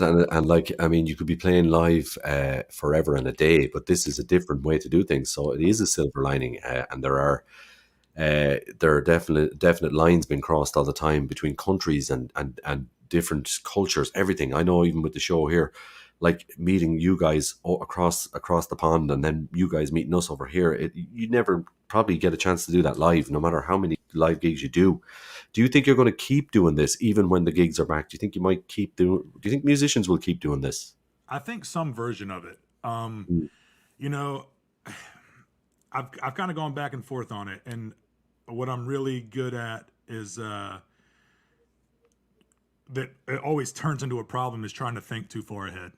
Yeah, So I know for the time being, I'm enjoying it. And Wednesdays for the foreseeable future, I'm going to keep them going. yeah, And because, you know, I do a monthly newsletter too, and I do it myself. And it's kind of a labor of love where I kind of do like a recap of the previous month and then whatever I got going on the next month. And brilliant. I wanted to do the newsletter myself. You know, I just do it with MailChimp, and it's not that intuitive, and it's a pain in the ass. But like, I do it because I want there to be as few hurdles between me and the people that support my music and what I'm doing. And so that's why I like kind of doing it myself. But the stream is kind of turned into a video newsletter. You know, it's like Yeah, instead yeah, of it taking me an hour or two or three or four to do the monthly newsletter, I can turn on the camera on a Wednesday and then just tell my people what's yeah, going on. yeah, Um, yeah. Directly. so, so to answer your question, I think some version of the live stream for sure. Patreon is piquing my interest. To try to maybe move some of that over to Patreon at some point. I've Yeah, always had a love-hate thing with the paywall. yeah, Um, but mm, you know, it's like another thing that I think all musicians and really anybody that tours or any of the above, we saw the rug completely get pulled out. yeah, And the one thing it really shined a light on, we need multiple irons in the fire. We need not, you know, is there such thing as a backup revenue stream? You know, you really just need multiple things going on. So, because as much as I hope this is the last time something to this scale happens, nobody knows. we don't know. Yeah, yeah, and yeah, we will be first in line if it happens again. God forbid, but we will be first in line. But one thing I have certainly learned from looking at all you guys online all across the world is that, like, without music, I think a lot more of us would just not have gotten through this mentally. I really don't. I think the music has actually really become important again, like very, very important. As important as when the Beatles were around and the Stones. It's actually that relevant again, which is wonderful. I think it's great. I agree 100%. And also coming from me personally, I'm tuning into other people's live streams. I'm you know, and talking to somebody, like most of the time musicians are ships in the night, you know, on your nights off, the last place you want to be is a venue or a club or go see a concert. You really need that kind of decompressing time. Yeah, Um, but now, like, I'm checking out other people's live streams, turn on to new music. yeah, I think there's a paradigm shift in the way people are consuming music, yeah, and like you said, a big old mirror has been put right in front of people that shows yeah, just how important people need music, including the musicians themselves. yeah. Yeah, absolutely, absolutely. I want to get into now. I have to get into this. This is important. Your setup is one of the most impressive setups that I've seen online because it's just the sound. I know good microphones when I hear them. What brand of microphones are you using? Um, these particular, well, first of all, thank you, man. I've been the short answer, these are two Neumann mics. So I knew it. if I you knew it. I if you're knew it. familiar with them, you know they're Yeah, you know desert island mics for me. yeah, Um, yeah, this one I've kind of I've got a home studio here. This is kind of my home base. You can't see, but you know I've got some yeah. outboard gear and just this is my home like kind of demo room. Okay. Um, but I've been slowly piecing together this home studio for years now, and Okay. my dream mic is the U87. I mean, it always has been, Yeah. Yeah. and I every studio I go into, it's the first thing I check. You guys got a U87, right? You got a vintage one, even better. Just for my voice, especially for some of the kind of storytelling songs where it's more of a narrative based low register. Yeah. They have a top end and a natural low end roll off to them that just really works for my voice. It works. Yeah. So when I was piecing together some things, I was like, there's one day I'd love to have my own one because I'll never sell this microphone. Yeah. and I saw one come. So I was stalking Reverb, reverb.com, like other musicians do, and which can be dangerous. And saw this one. This was actually for sale. It was an open box over in Great Britain. Wow. And I thought for sure at the price that they were selling it for, it was not real. But I took a stab at it, made an offer, shipped it over with the mount but yeah, if you're a gear guy, we could talk about And it this turns forever. out, yeah, and it turned out to be the real deal. It was the real deal. Serial numbers U87. matched. I called Neumann. It's not a vintage one. It's the newer ones. The newer ones, So yeah. and it was brand new in the package, sealed. I don't even know why they were calling it an open box. But so I really lucked out with this one, man. You But got lucky. You got very lucky. now I think it was some karma that was overdue for me, because of all and like you might see some guitars in the background. Yeah. A lot of these were speculative buys that did not turn out. It's always a gamble, a coin flip when you're buying stuff online. But I was overdue for a win, and luckily it happened with this microphone. Yeah, they're beautiful. They're absolutely fabulous. Absolutely. What is the plan with releases? Have you got anything coming up? Yeah, so I hope some of my audience has tuned in too. I shared this on my socials. I'm pretty sure they are. Yeah, I'm pretty sure they are. We've got Mark, Mo, and a few Danny. There's some people in. Oh, beautiful. So, because I haven't announced this on my live stream yet, so I've been multi-track recording my live streams, and Very good. So right now I'm cherry picking, going back through these episodes and getting the live album worth of songs specifically from the live stream that I'm gonna be mixing and mastering myself here, and then and release that as a live album. So it's just something. It'll probably just be a digital release. I might do some vinyl pressings. I'm kind of going back and forth on it, but right now I'm just choosing songs, and after 121 episodes, it's a lot to kind of go through. Yeah. But there's some good performances from like episode 50 and episode 100. Some of like the big markers of the live stream, where some nights I was on, more than others, and Yeah, you just get in the zone, and you it. just kind of get lost some nights and forget that there's a screen or a camera, and just totally. Same thing with recordings in the studio. A lot of times, like if you do multiple, let's say you do 3 takes of something, and then you're going back to do comp tracks. Most of the time, there's one take that you're kind of choosing from. It's the magic. Yeah. So that's it. That's cool, because I don't think I've heard of anybody. There's one guy, a friend of mine here in Ireland, all right, that he's done something kind of similar. But I definitely think the fact that you've multi-tracked all of your lives, that was pretty forward thinking. That was good thinking. Yeah. I never thought to do that, man. What was I thinking? Damn it! So That's a good idea. this was all right. So early on, I was just streaming to Facebook Live, and I had heard a restream, but wasn't that familiar, like just with it in general. And Facebook Live was kind of like where the hub of my base was. So I wasn't multi-tracking in the beginning. So I at the end of it, the stream was over. I also wanted to put it on YouTube, try to build the YouTube channel up, which was pretty much a brand new platform for me. I'd had some videos out there, but it wasn't something that I was really watering. So I would download the Facebook live stream after the fact, upload it to YouTube, and the quality was just crap. Like it was low res, and then I found like a workaround where you can get the little software where you could download it in 720. Looked a little bit better.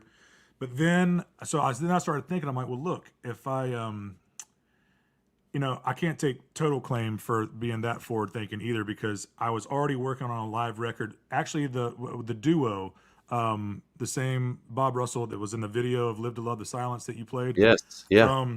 So we do a lot of duo shows, songwriter stuff, seated kind of listening room type stuff. So you and Bob are kind of you're an act as such. You've been doing a lot of gigging pre. He's been with me about 7 years. And, wow. He's a fine guitar player. The best, man. He's really, really good. I get a kind of a sort of a country vibe off his style, but yet he can deliver it he can deliver it into anything. He's got that Americana country vibe going on. Really, really tasty. Yeah, he can morph into whatever the song is. He came on board full time about almost 7 years ago. and right away, it fit. I mean, we've had a handful of rehearsals, but he's one of those guys that just, you don't need to tell him the key. You don't need to, I can try out brand new songs on any night, and I could try to throw him to the wolves and he still can hang. Just picks it right up and easy peasy. So yeah.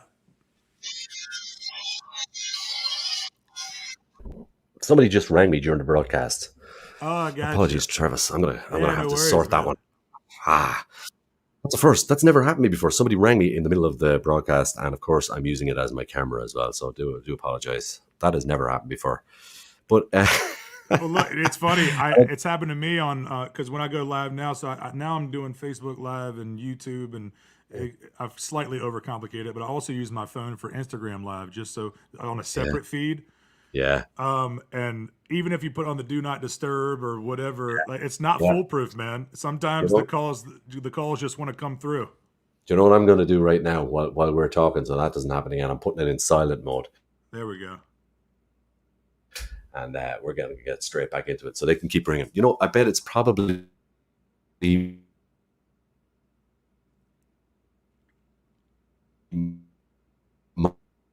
wouldn't surprise me at all. And there he goes again. So anyway, here we are. What we're talking about the duet. Anyway, the duet. Yeah. So sorry about that. Yeah, dude, no worries at all, man. It's like, look, it's the fact that we're talking to each other in real time. I'm in the United States on the East Coast. You're in Ireland. It's like, it's like being on a plane and people, just complain like the Wi-Fi is not working right when they just land or whatever. It's like, give it a second. It's like the fact that we're doing this is amazing. Yeah. So no, dude, no worries whatsoever. But when I do the Instagram Live, I do it on my phone.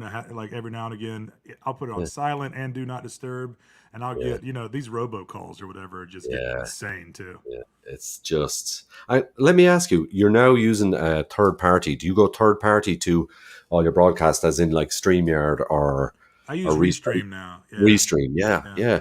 I'm hearing a lot about that because I use StreamYard here, and it's good, and it is your quality of stuff to YouTube that you mentioned is much better. Right. Definitely, Facebook to YouTube is not a good idea because the quality is quite low, isn't it? You're kind of dealing with different resolutions and stuff like that, which is really, really frustrating. I think that when you put the work into it and your picture is downgraded as such. But Restream is good. I think there's some pros and cons to. What I like about StreamYard is, you can kind of like, I don't know if you're familiar with the songwriter. His name's Joe Pug. Phenomenal songwriter. He does a live stream I've heard of him. Yeah. Yeah. Every Sunday night, I believe he does Sunday songs, and he uses StreamYard. What I like about it, I can tell because you can pull up people's comments on the screen. Yeah, there's a couple of comments here. Mark, you probably know Mark Menick. He says we should get a plane with Guinness. I recognize Mark. Mark tunes in the live stream. Yeah, and we have Kathy. Thanks for being here, man. Yeah, we have Kathy here. Kathy Meets. I think Anne Marie is here. Close enough. Yeah. I hope I was close enough, and we got loads of people coming in actually, so it's great. Yeah, thank you so much. Cool. Thank y'all for being here. What are you thinking of doing live for us? What are you thinking of going for? I was going back and forth between two different songs. I think I want to do The Great Divide. I hoped you were going to say that. Oh, very cool. Yeah, I told you earlier on during soundcheck. You said to me, "Look, man, this song is like 7 minutes long." It can be a marathon, but I don't care. I don't care. It's not about the length of the song; it's about the song. And I know this song. I've heard this before. I really like it. So by all means, go for it. Thank you, man. Yeah, this was the title track off the last full band record I put out, which. The song on the record, of course, is full band. It's kind of bigger production notes and that type of thing. But it was the first song I wrote that became the first road post to follow to write the rest of the record. Okay.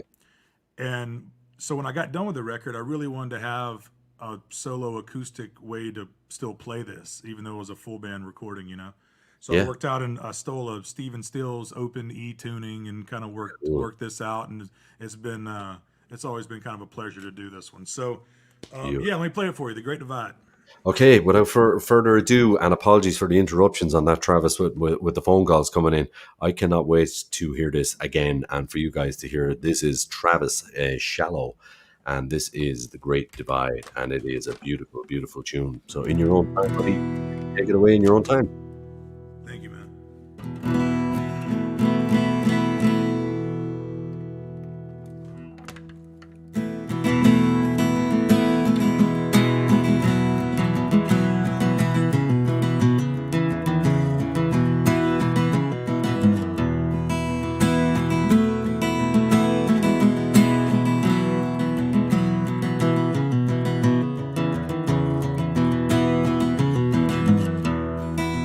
Well, me and my baby, yeah, we walk along the ocean, just like the creatures that came before. No matter how the wind blows, it cuts through these weary bones. Time to get back into a ray of sun.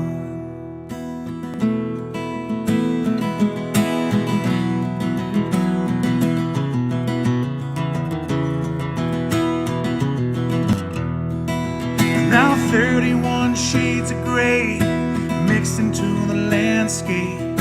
It's a hurricane omen, or the calm before the storm. It's hard to feel broken when your wheels are in motion. The battle is over and the warrior is home. There's a little bit of magic when you jump to the great unknown.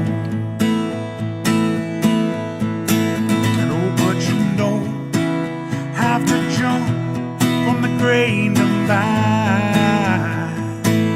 but oh baby, if you do, well, I'll catch you on the other side.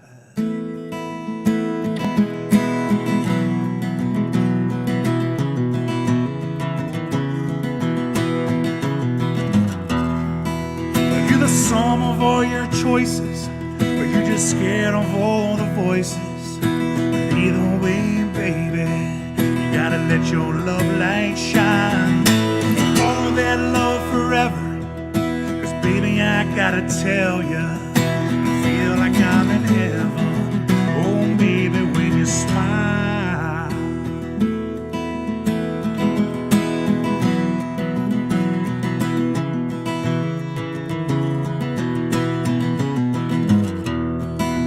'Cause me and my baby, yeah, we walk along the ocean, just like those creatures that came before.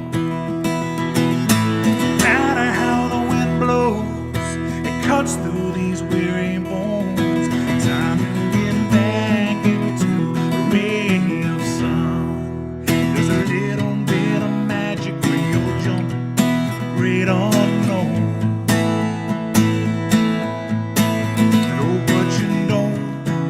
Have to jump from the great divide, but oh baby, if you do, well, I'll catch you on the other side.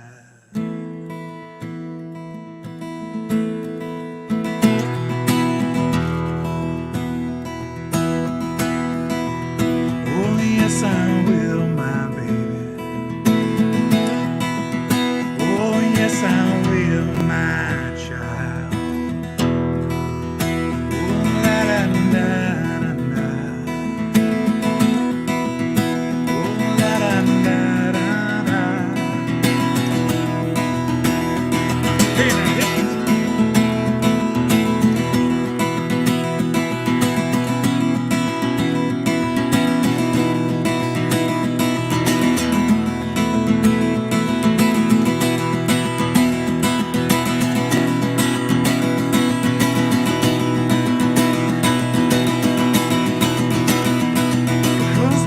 now, baby, yeah, we walk along the ocean, just like those creatures that came before.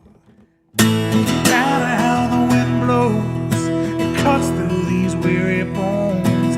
Time to get back into a ray of sun. There's a little bit of magic when you're jumping through the great unknown. And oh, but you don't have to jump from the great divide. There's a little bit of magic when you're jumping through the great unknown. Oh, but you don't have to jump from the great divide. But oh, baby, if you do, well, I'll get you on the other side.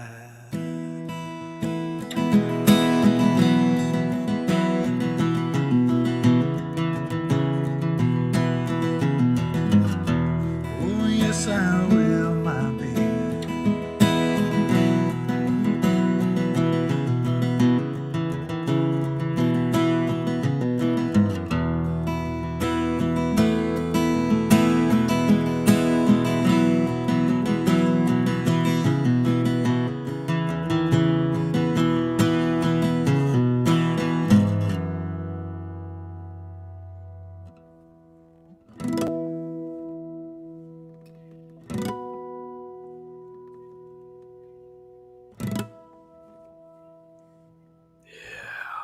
Oh, yeah. Wow. Brother, brother, brother, wherefore art thou?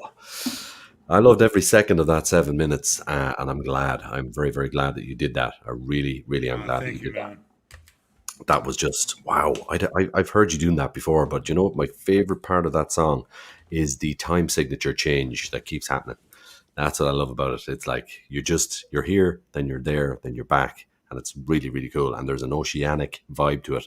Maybe I'm just getting too deep now because I'm just so into it, but Nah, it I just love it, keeps man. moving. I Thank love it. you. I love it. It's just amazing. It's a great song, man. It really is a great song. Thank you, man. Thank you. Yeah, the chorus on that one, I kind of had these two separate pieces that we speed up for the chorus and then we bring it back down for the verses. And you know, I remember when we were tracking that one, it was we tried to do it the same tempo and it didn't work. Yeah, And I said, you know, to hell with it. Let's just do what feels right for both parts and call yeah. it what it is. Don't Put them fight it. together. Yeah, put them together. Absolutely. Oh, wow. I'm glad because I know we spoke earlier on during the sound check and you said, look, I've got this song. It's 7 minutes long. And I said, yeah, just do it, man. And now I'm glad we did. We went for it. We just went for it. And that's it. Where can people, I know a lot of your people know where to find the music, but in Ireland here, I want people to find your music, Travis Shallow. Where do we go to get the best? So it's on all the streaming services. Of course, I do have a Bandcamp and I do have digital downloads at TravisShallow.com. Cool. So right now, I'm not currently shipping over there for physical items. We do have vinyls and physical copies of these records, but the shipping's brutal. Yeah, it's bad. It's bad. And in a digital world, it's like, you know, it's the other upside to it. So we do have, you know, you can stream it for convenience on any of the streaming platforms, but if you want to own the digital part of it, you can. Cool. We just got your link there. We just got it from Pearly Girl Records. Yeah. So cool. That's cool. Is that your label? It is. Brilliant. Well, so let me just turn. I just got some random. You got a phone call, and I went live somewhere else. All right, now we're back. We're even. It's a nightmare. I do apologize. That has never happened on my show ever. Because I warn all my friends and anybody who knows me, do not ring my phone between the hours of 10 and 1 a.m. on a Friday night. So whoever that is, I'm going to track them down, and yes, they will pay dearly. No worries, man. Happened to me too, so we're even. But yeah, Pearly Girl Records is a label I started a few years back just to. It's your own label. It is just Brilliant. for me. Yeah, just for me to be able for my self releases and stuff like that. The most recent single is a song called "Let It Pass" that I released last year. I released that one on Cavity Search Records out of Portland, Oregon. And but yeah, for my self releases, this live album that I'm mixing and cherry picking songs from is going to be released on Pearl Girl, and Excellent. Cool. yeah, I'm looking forward to it. Where are you based now? Because I'm not sure. I wasn't sure what your exact address was. Whereabouts are you based? I'm in Wilmington, North Carolina. North Carolina. Right on the coast in North Carolina. Are you familiar with Josh Daniel? Yeah, look, it's so funny. Small world. He's actually about 15 miles south of me right now, and Wow. we have the same booking agent. We You just know, you know that Josh was on here a couple of weeks ago. really Yeah, we had a blast. Yeah, we had a blast. And beautiful. yeah, he's amazing. He's just he's amazing. And yeah, and then when I came across your lives, I was like, I wonder these guys must know each other because they're pretty close in proximity. So that's great. That's cool. Yeah, so I tell you what, like I've actually never met him in person yet. We're like relatively. Another silver lining. I discovered him through the live streams because I mean, talking about somebody that's really anchored to it. He does a live stream every single day. Yeah, He's on been like doing over it. 400 of them. He's amazing. And Yeah. he's really just built this whole new following for him. But just in the last week, talk about small world. The last week I just picked up, just got linked up with a great booking agent, the same one that's Josh Daniel, and we're actually doing a show together in August. Wow. In Charlotte, North Carolina. So I had no idea he was on your show, but small world. He's literally in Carolina Beach, which is about 15 minutes down the road. And Cool. I haven't met him yet, but looking forward to doing shows together. So I tell you something. When you two guys meet up, please mention one of you will mention to the other about Friday Night Live in Ireland. I And definitely will. you've done the same gig now, which is great before you've even met. So that makes me feel really good, because it's great to just have that smallness and that connection in the world. I love it all the way over there in North Carolina. So Love it. thank you so much, Travis. It's been a pleasure, man. As always, I try to pick the best for this show, and I keep an eye out. And you certainly have broke the mold once again tonight, man. And I look forward to everything. I look forward to your multi-track sessions of the lives. I can't wait to hear what that's going to sound like. And I can't wish you more luck than that. I wish you all the best in the future with your lives, and urge everybody here in Ireland to go check you out. Thank you so much. Dave, thanks for having me. You're doing a really cool thing here, man. And look, any support that musicians can get right now, and to have the kind of webs we weave, just like just like with the Josh Daniel thing, man. You never know. So thanks so much for having me on, and cheers, everybody. Thanks for tuning in. Absolutely. Thank you so much, Travis. Take care, buddy. Mind yourself. Wow. That is like, sometimes, isn't it amazing how things go, how things can go from the big bad world to a small little world, and to have Travis on. And I did ponder on that question during the week, having had Josh Daniel on a couple of weeks back. And when I saw the addresses of North Carolina, I thought, surely, I thought America, big place, bigger than Ireland, they wouldn't know each other. They might never have heard of each other. And there you go, they have. So that's wonderful. And two of my favorite acts that have been on Friday Night Live so far. What a song, The Great Divide. I love it. I just love that song, and all 7 minutes of it.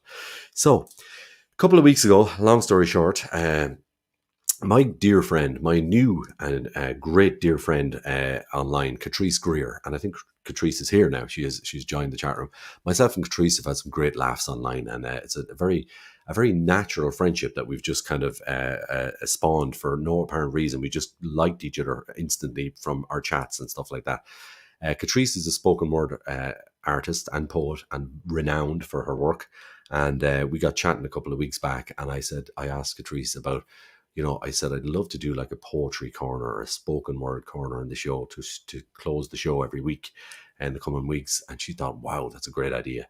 I know lots of people. And I was like, really? And she went and organized some of the best that there is out there, because she knows everybody, and she's really well connected.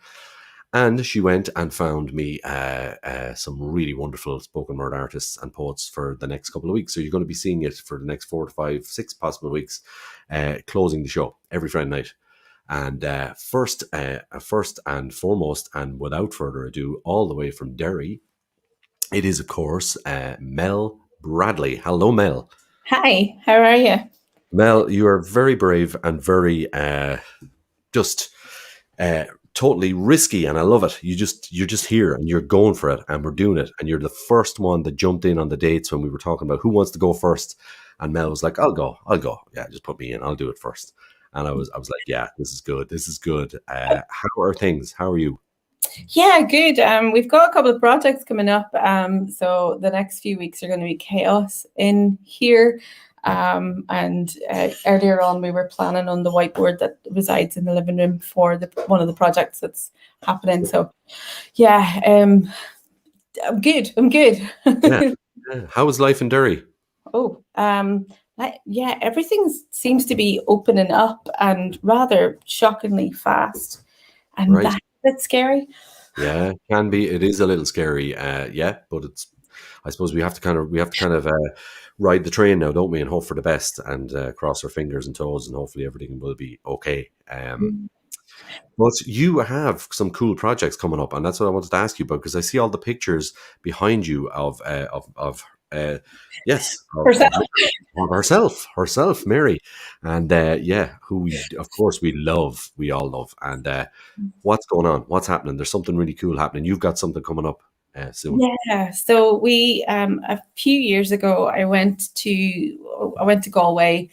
I've been mad busy. I'm one of these people that burns a candle not just at both ends, but sets fire to the middle and then sticks in the oven just for good measure, you know. Why not? Why not? Yeah. And so I'd been working really, really frantically, and it was like, right, I need to take some time off, and we disappeared off for a few days, and we stayed in this little cottage outside Tuam, and it was just the year whenever the uncovering of the mother and baby home and the burial of all of that. Yeah. Horror. And as we were sitting, so I should say I'm actually from a Protestant background. And Mel, I'm going to stop you right there before you go any further. I don't care. Okay, that's fine. I know. But so like my partner is from Donegal. I'm from Derry, and my partner's from Donegal. And so like going into a place where like you can't you sneeze and there's a grotto, and it was just like this is mad crack. I want to know more about this, and then through some projects, getting to speak to some different women. And one of my practice as an artist is very much about gathering the untold stories of women. Yes. Because they often disappear and get forgotten about. So I wanted to create a project that was around this iconic figure that seems to be everywhere in Ireland and in everybody's homes. Yeah, absolutely. And sit down with women and find out what their relationship with her has been. And so it was a year of my life that was possibly one of the maddest years. All of the Marys that adorn my fireplace were all gifted by other people who were fascinated by my obsession with the Virgin Mary. So they've all come from different people and different parts, and it's just I can't be, the fireplace won't look the same if they're not there. There's about 36, 37. How does your partner feel about all the pictures of the Virgin Mary in the house? Is he okay with that? Is that right? Like this. He did tweet, sort of like, I think it was whenever, as the Marys were building up on the fireplace, he tweeted, significant other, I'm not religious, also significant other, and a picture of the fireplace. Fair play. Oh, he's patient. He's patient. I'll give him that. Fair play. Yeah, he is. He has driven me around the country to all different, like, you know, where we've gone, let's go to whatever. And I was at the All Ireland Slam in Slam final in Galway, 2018, and we were driving back home, and we were like stopping and photographing grottos along the way, and we turned the car, and like we were faced with the road sign, 5 kilometers knock, and I'd never been there, so he was just like, it would be stupid not to go. So we have to go. Of course you had to go. Yes, you couldn't not. And it was the ultimate, the ultimate shrine, isn't it? That is the ultimate place and shrine. Actually, I would say Kerrytown. If you ever get a chance to go to Kerrytown, I haven't been. I must try that. Yeah. And tell me, what's the project? What's going to happen? What's the culmination of the project? So you've come up with something really cool, haven't you? Yeah. So the first phase was an exhibition, and it was all of the stories from an exhibition and a podcast series which was all of the stories, the conversations that I had with all the women, and it was made into poetry. The second phase is going to be, there's a full show has been written, and we're developing an app. So he's doing all of the grafty work of like building the coding bit, all that nerdy stuff. Very important. Yeah. Very, very important. And I'm doing the design work for it. And so it will have, so part of the exhibition, we had this digital pop-up shrine that was all of the Marys that are on the fireplace would appear in random order. And you could type in your petition in the same way that people write on little scraps of paper and stick it into the rock. Okay. So you could type in the petition and send it to Mary. And at the time, cool. Yeah, at the time we just had it that you typed in, and as soon as you had to enter, it disappeared. But this time, what we want to do is we want to gather those petitions. Yes. So anonymously, everything will be anonymous. So you'll get presented with a Mary on the app on your phone. Okay. And you can type in your petition and hit send, and it will be stored in a database. And then those petitions will go to build the visuals for the projections for the show. There's also going to be a camera built into it so that you can take a photograph of your local shrine and upload that into the database, and then that will be filtered out so other people can see your local shrine. So yeah, it's really cool. That's really cool. And what's the app going to be called? We haven't got a name for it. Okay, we won't really. I won't push you too far on that. Okay, we'll talk. Yeah, we've been kind of like sort of virgin in my pocket and something deadly irreverent, but also. I have to say, I really like that one. I know it's a bit risque, but I love that virgin in my pocket. Well, it all started off as a joke. Was we should do a website with all of the shrines. You could send your shrine, tell us where the best shrines in Ireland were, and we were going to call the website "Rate My Virgin." But I know it was really controversial, risky, yes. But and then it morphed into something a lot more serious. But I have to say, like, the idea behind it and the whole ethos of it is really nice, and it is a good idea, and it's in great intentions. And I know that you put a lot of effort into something when you're doing it, and because I've been looking at some of the stuff you do, and it's like it's not half done. When you get an idea, you go and you find out about it, and you really do, which is wonderful. It really is. That went into the project was enormous. It was huge, and we had like the conversations that I had with, I had a woman who was in a mother and baby home, and she told me her story, and it was really like I was so touched by her compassion. I had a woman who had trained to be a nun. She was a novice, and just before taking orders, she decided that no, being a nun for her, but which was quite like she's 80 now, and so. Then to leave the order was quite a thing because the people, the local community put the money up essentially for her dowry to pay for her, her going into the convent. Yeah. So that was quite an ordeal to leave. Her story was amazing. It's like it's a different world, isn't it? It really was different times. And awful times, some of it, awful times. We do all.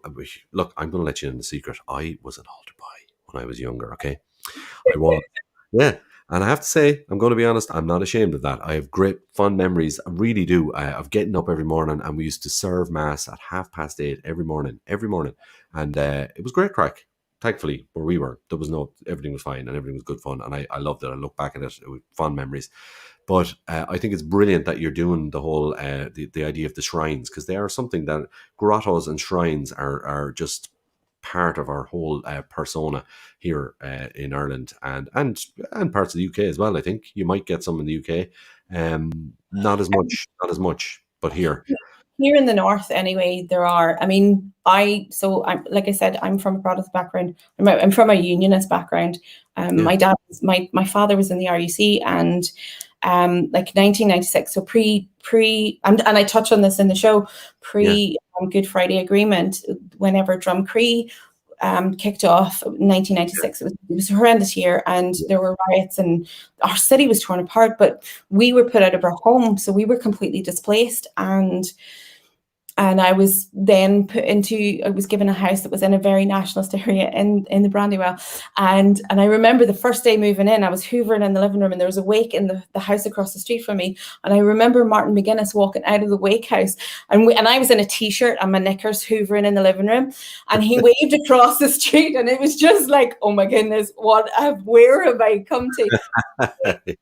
Yeah. You know, my neighbors were amazing, and the people that were in my community that like really embraced, and you know, and I remember sort of sitting down on a night in July, and my next door neighbor knocked on the door and she was like, you have never had a drink with us. You've been here for 2 years and you've never had a drink with us. Get your ass out here now. And sat down and listening to their stories. And I think that thing of listening to the stories of women and them saying to me, we know your background, we know where you're from, that does not matter a thing to us.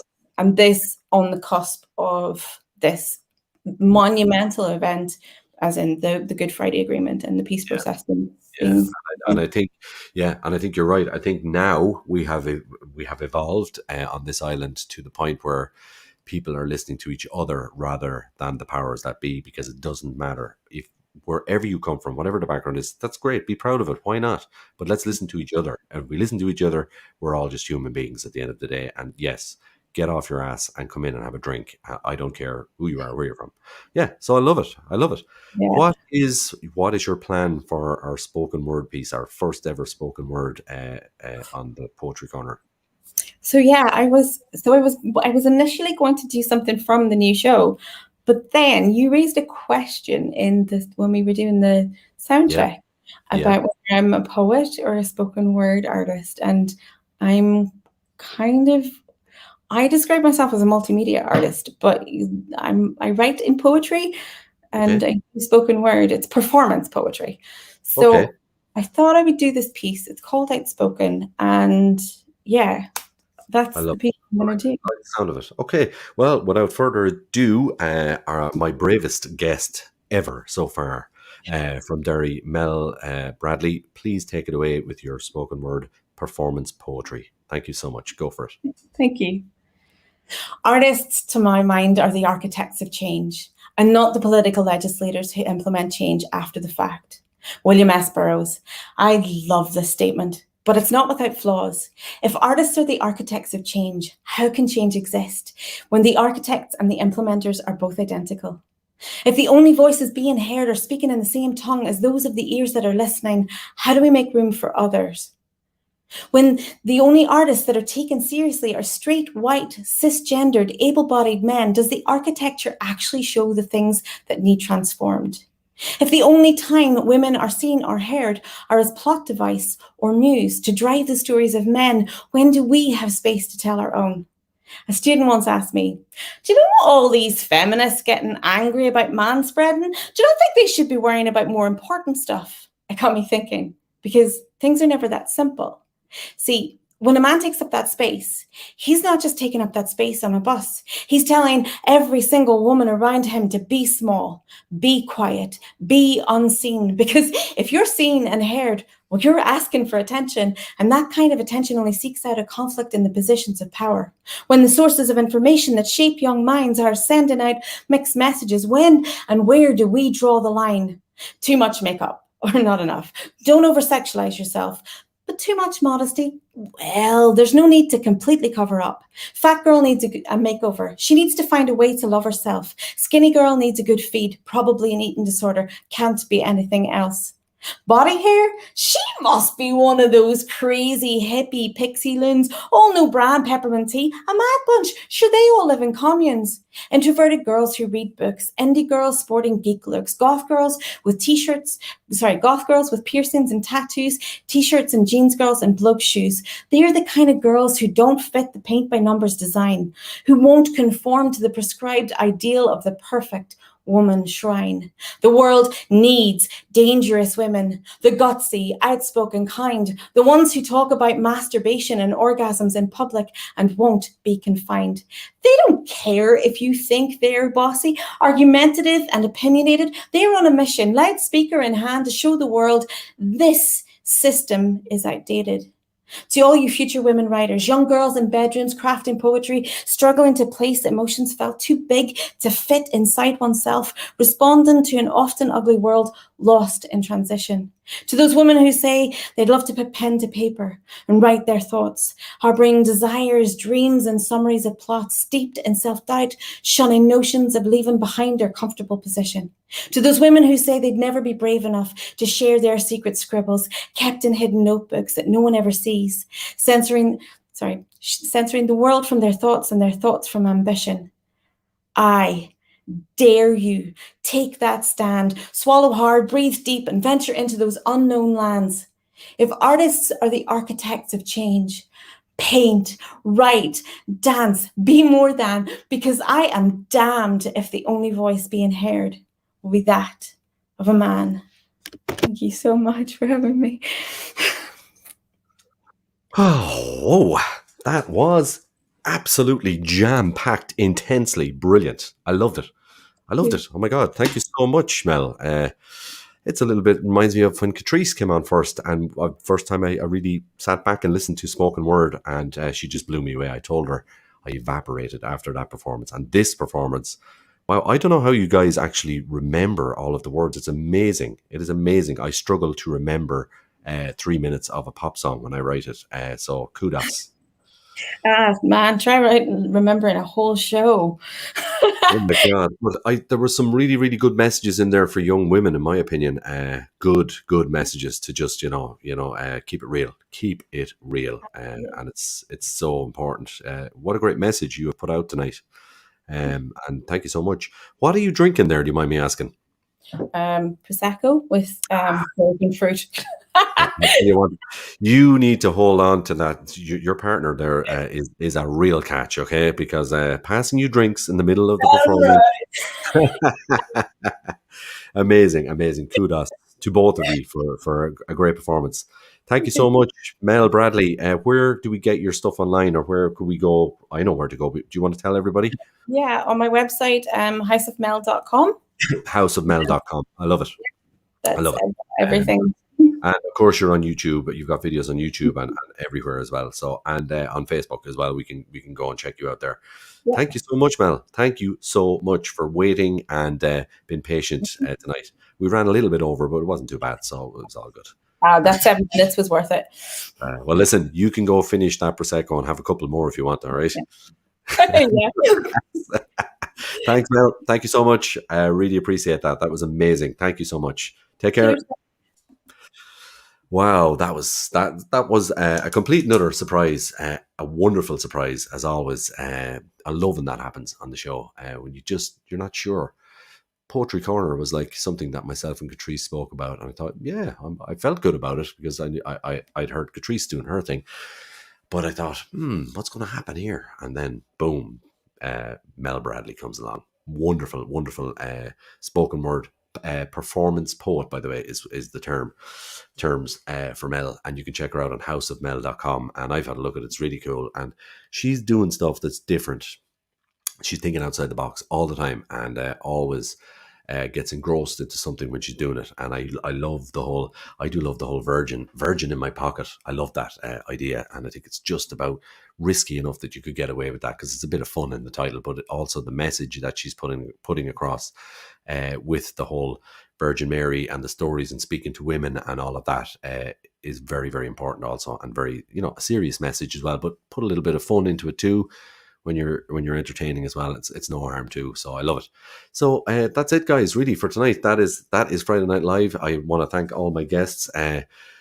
It was a bit of a twisty turny start. I wasn't sure if Ronan O'Snuddig was going to make it, and he did, and I'm delighted he did. I knew he was really busy, so thank you so much to Ronan O'Snuddig, my special guest from Keela. Of course, the wonderful, the one and only, legendary being that is Smiley Bulger. Thank you so much, Smiley, for coming on the show tonight. I could have spoke to you for hours and hours and hours, and we will do it again for sure. I think most people are saying they'd love to see Smiley come back, so maybe we'll do a little poll on that. I don't think we need to. We're going to have Smiley back for sure because there's loads more stories. And of course, Jim McHugh in Monaghan. Thank you so much, Jim. Check out his music online, and the single Dave. I'm going to actually borrow that now. He's given me permission. I can use it as a theme tune. So I might use that in the radio show. What do you think, lads? Yeah, why not? And it's kind of, he sings in the middle of the song, the Dave Show. So it kind of might work. We get a little slice of audio there. And then, of course, Philip Scott, my old friend from Kildare, who is just doing amazing things as always. Check out the song that's online, Tumbleweed, which I love, and I've just really discovered it before the show because I was going to play something else, and I'm glad he told me about that. And his EP, he has come out tonight and said that if you want an EP, just send him a message, and he'll actually post you one, which is pretty decent and awesome. I've never heard anybody just come out and say something like that after making an EP. So that's wonderful. I'm going to get one for sure. I'm definitely going to get one. I'm sending him my address straight after the show. Travis, of course, Travis Shallow in North Carolina. What a guest. I'm so glad I got Travis on, and I hope you guys really enjoyed him as well. He is just an amazing artist, singer, performer, everything, and he does everything so well. I know we got a little bit techie and stuff, but it was lovely to talk about the microphones and stuff that he uses, because it's so good, his sound and everything he does. And major apologies to Travis again for who I suspect might be a friend of mine who rang me in the middle of the show. So I'll have to get on. I'll get that sorted. That won't happen again. But we had a great chat. So thank you, Travis Shallow. And and of course, Mel Bradley. So without further ado, guys, I'm going to send you off to bed with a little tune. And of course, like every week, I like to do a little shameless plug, because at the end of the day, it's important, isn't it? That we do these things. So I'm going to leave you with a little bit of Bring Out the Light from my album. And I hope you enjoy it. You'll know this if you know me. So guys, good night, God bless from Fred Night Live. See you all next week. Take care. Bring out the light. Into the light and I'm feeling high as a kite. It's just one more twist off the screw, and I know I can get through to you.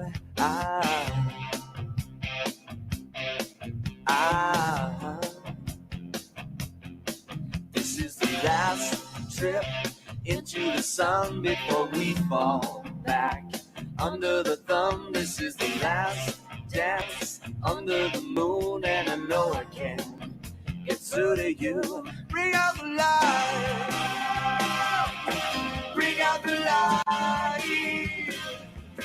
bring out the light, bring out the light. You run, you hide, you cheat, you lie. The truth is a thing that you can't find. That's why I've got to take you back to show you how to see the light. Yeah, yeah. Yeah, yeah, yeah, yeah. Bring out the light. Bring out the light.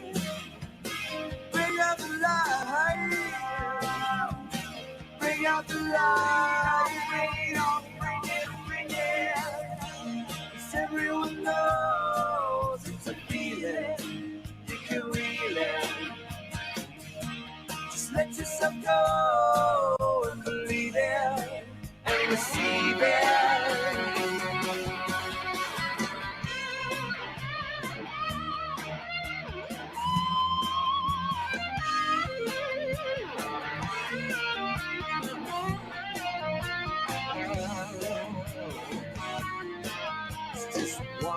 Step into the light and I'm feeling high as a kite. It's just one more twist of the screw, and I know I can get through to you. Bring out the light. Bring out the light. Bring out the light. Bring out the light.